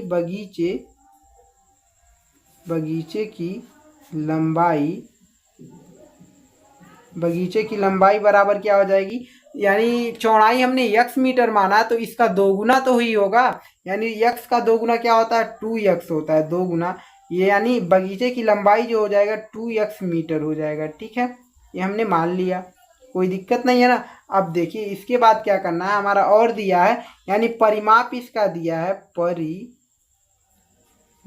बराबर हमारा दिया है 120 मीटर, 120 मीटर। ठीक है, क्षेत्रफल हमारा दिया है, क्षेत्रफल हमारा क्या दिया हुआ है, ये 800 मीटर स्क्वायर दिया है। तो अब हमसे पूछा क्या, लंबाई और चौड़ाई, तो एक आयताकार है ना, तो इसके लिए फॉर्मूला लगेगा आयताकार का। तो आयत का क्षेत्रफल बराबर होता है, आयत का क्षेत्रफल बराबर होता है लंबाई। ठीक है, लंबाई पूरा लिख दे क्या, लंबाई गुणे चौड़ाई, समझ जाइएगा क्या पूरा लिखे। ठीक है, तो आयत का जो क्षेत्रफल हमारा दिया वह दिया 800, क्या दिया 800, हमने 800 रखा बराबर लंबाई जो हमारा है, लंबाई क्या हमने माना 2x माना है, तो 2x गुणे आपका चौड़ाई क्या है, आपका चौड़ाई आपका x माना है तो x हो गया। कोई दिक्कत नहीं है ना। अब देखिए अब क्या करते हैं हम सब, इसके बाद देखिए अब हम देखिए क्या करते हैं, ये रहेगा आपका 800, इसको सीधा भी लिख सकते हैं। देखिए 2x का अगर x में गुणा करते हैं, सीधा लिखते हैं इसको, पहले उसके बराबर के उधर इसको लिखेंगे। ठीक है, 2x को 2x में गुणा करेंगे तो आपका 2x स्क्वायर होगा, बराबर इधर लिखेंगे 800। कोई दिक्कत नहीं, इसको पहले लिख लिए और इसको बाद में लिख दिए, सीधा कर दिए। देखिए 2x का गुणा हम x में किए हैं तो यहाँ पर 1 है, 2 का गुणा 1 में होगा, 2 ही रहेगा, और x का गुणा x में x स्क्वायर हो जाएगा, यानी 2x स्क्वायर। अब 2 को हम भेजेंगे इधर तो x स्क्वायर बचेगा इधर, 800 बट्टी हो जाएगा 2। ठीक है, समझ गए। तो देखिए 2 1 कम 2, 2 चौक के 8, बचा आपका यहाँ 400, यानी 2 जीरो तो रहेगा, ये 8 को ही सिर्फ काटे हैं, यानी x स्क्वायर बराबर आपका बचा आपका 400। ठीक है, 400 बचा। तो अब देखिए अब हम क्या करते हैं, अब x स्क्वायर है, जैसे ही स्क्वायर को हम हटाएंगे तो यह क्या हो जाएगा, अंडर रूट में चला जाएगा। x लिखेंगे सिर्फ, x बराबर अंडर रूट में क्या हो जाएगा 400, और 400 का वर्गमूल क्या होता है, यानी x बराबर 400 को हम लिख सकते हैं अंडर रूट में 20 गुणे 20। 400 का वर्गमूल 20 होता है, बट हम जानबूझकर 20 गुणे 20 लिखे हैं। तो x का मान हमारा निकला, x बराबर 20 निकला, जो अंडर रूट में 2 बार रहता है यानी वह बाहर आ जाता है। ठीक है, x का मान 20 निकला, तो हमारा यह बगीचे की जो है चौड़ाई निकला। तो बगीचे की लंबाई कैसे निकलेगा, तो x का मान 20 निकला, तो यह निकला आपका बगीचे की चौड़ाई। ठीक है, बगीचे की चौड़ाई हमारा निकला, क्या निकला 20 निकला। तो यहाँ से हम ज्ञात कर सकते हैं, अतः यक्स का मान मिल गया ना। अब यक्स का मान रखेंगे, अब हमको बगीचे की चौड़ाई और बगीचे की लंबाई सब मिल जाएगा। अतः बगीचे की चौड़ाई, चौड़ाई क्या है हमारा, बगीचे की चौड़ाई हमने यक्स माना था, ठीक है। तो यक्स का मान क्या निकला 20, तो हम बराबर क्या रखेंगे, यहाँ पर लिख लीजिए बराबर 20 मीटर, ठीक है, आपका हो गया। और बगीचे की लंबाई हमने माना था क्या, हमने 2x लिया था। तो 2 गुणे x का मान क्या है 20, तो 20, 2 का गुणा 20 में होगा 40 मीटर। यानी जो है आपका चौड़ाई मिला 20 मीटर और लंबाई मिला 40 मीटर, यही आपका आंसर हो जाएगा, ठीक है। समझ में आया बेहतर तरीके से कि नहीं, ऐसे ही बिल्कुल सॉल्व करना है बोर्ड एग्जाम में भी। अब देखिए आपका 22 के 4 तक हमने क्वेश्चन कर लिए हैं। अब इसके बाद जो अगला वीडियो मिलेगा आपका पार्ट 3 में मिलेगा, वो क्वेश्चन नंबर 23 के साथ मिलेगा, ठीक है गाइस, नहीं तो ज़्यादा लंबा वीडियो होते जा रहा है। तो हम सब अनसॉल्व को अब पार्ट 3 में करेंगे और क्या करेंगे, क्वेश्चन नंबर 23 के साथ करेंगे। अब उसके बाद जो क्वेश्चन होंगे वो 6 नंबर में पूछे जाने वाले क्वेश्चन है, यानी बोर्ड एग्जाम 2024 में 6 अंक में पूछे गए थे वो प्रश्न, ठीक है गाइस। तो अगले वीडियो में मिलेंगे और इसके यानी क्वेश्चन नंबर 23 के साथ मिलेंगे, ठीक है।